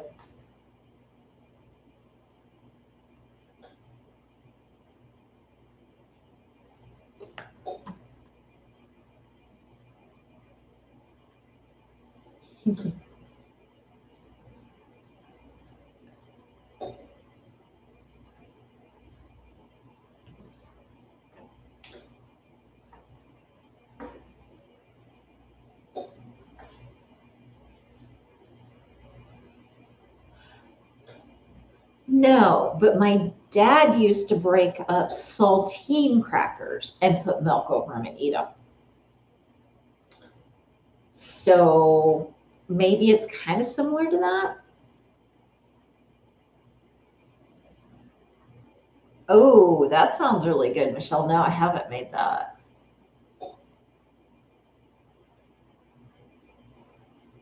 Yeah, I bet that would be really good.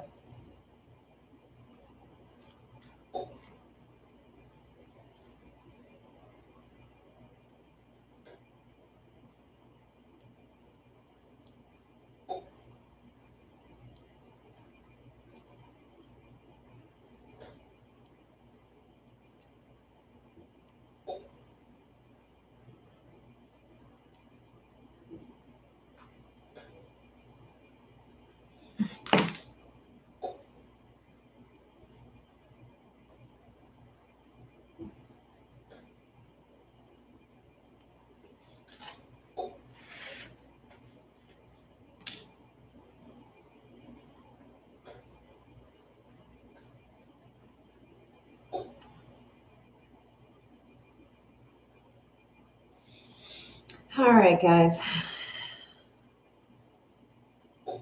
Oh no, Nancy. Okay. Yeah, I just realized it's almost 10:30 my time. I do need to probably hop off. It is work day tomorrow for me now. It's Monday. But at least I'm home now, so that's all good. So it's not so bad. Oh, that's what a lot of people do. Michelle? Yeah, no, that's what a lot of people do with that. Absolutely. And it's really tasty. So no, you're probably actually doing kind of like an old recipe when you do that. Yep. Yeah, Michelle, I know. I am so happy to be back home and I work from home. So I'm extra happy. So anyway, but yeah, we will be doing the quilt along probably Wednesday night. Just letting you guys know, I've just got to find that one fabric and we'll be good. And then I'm going to fix the other thing, but I'll be good to go. So I will see you guys Wednesday night. And if not, Sew Along is next Sunday night. We'll be doing a baby bonnet. So, but we'll also pick up the chat again and probably talk more food and make me hungry again and make you all hungry again. So, you guys have a good start to your week. Thank you for tonight. This was so fun. I enjoyed every minute with you guys.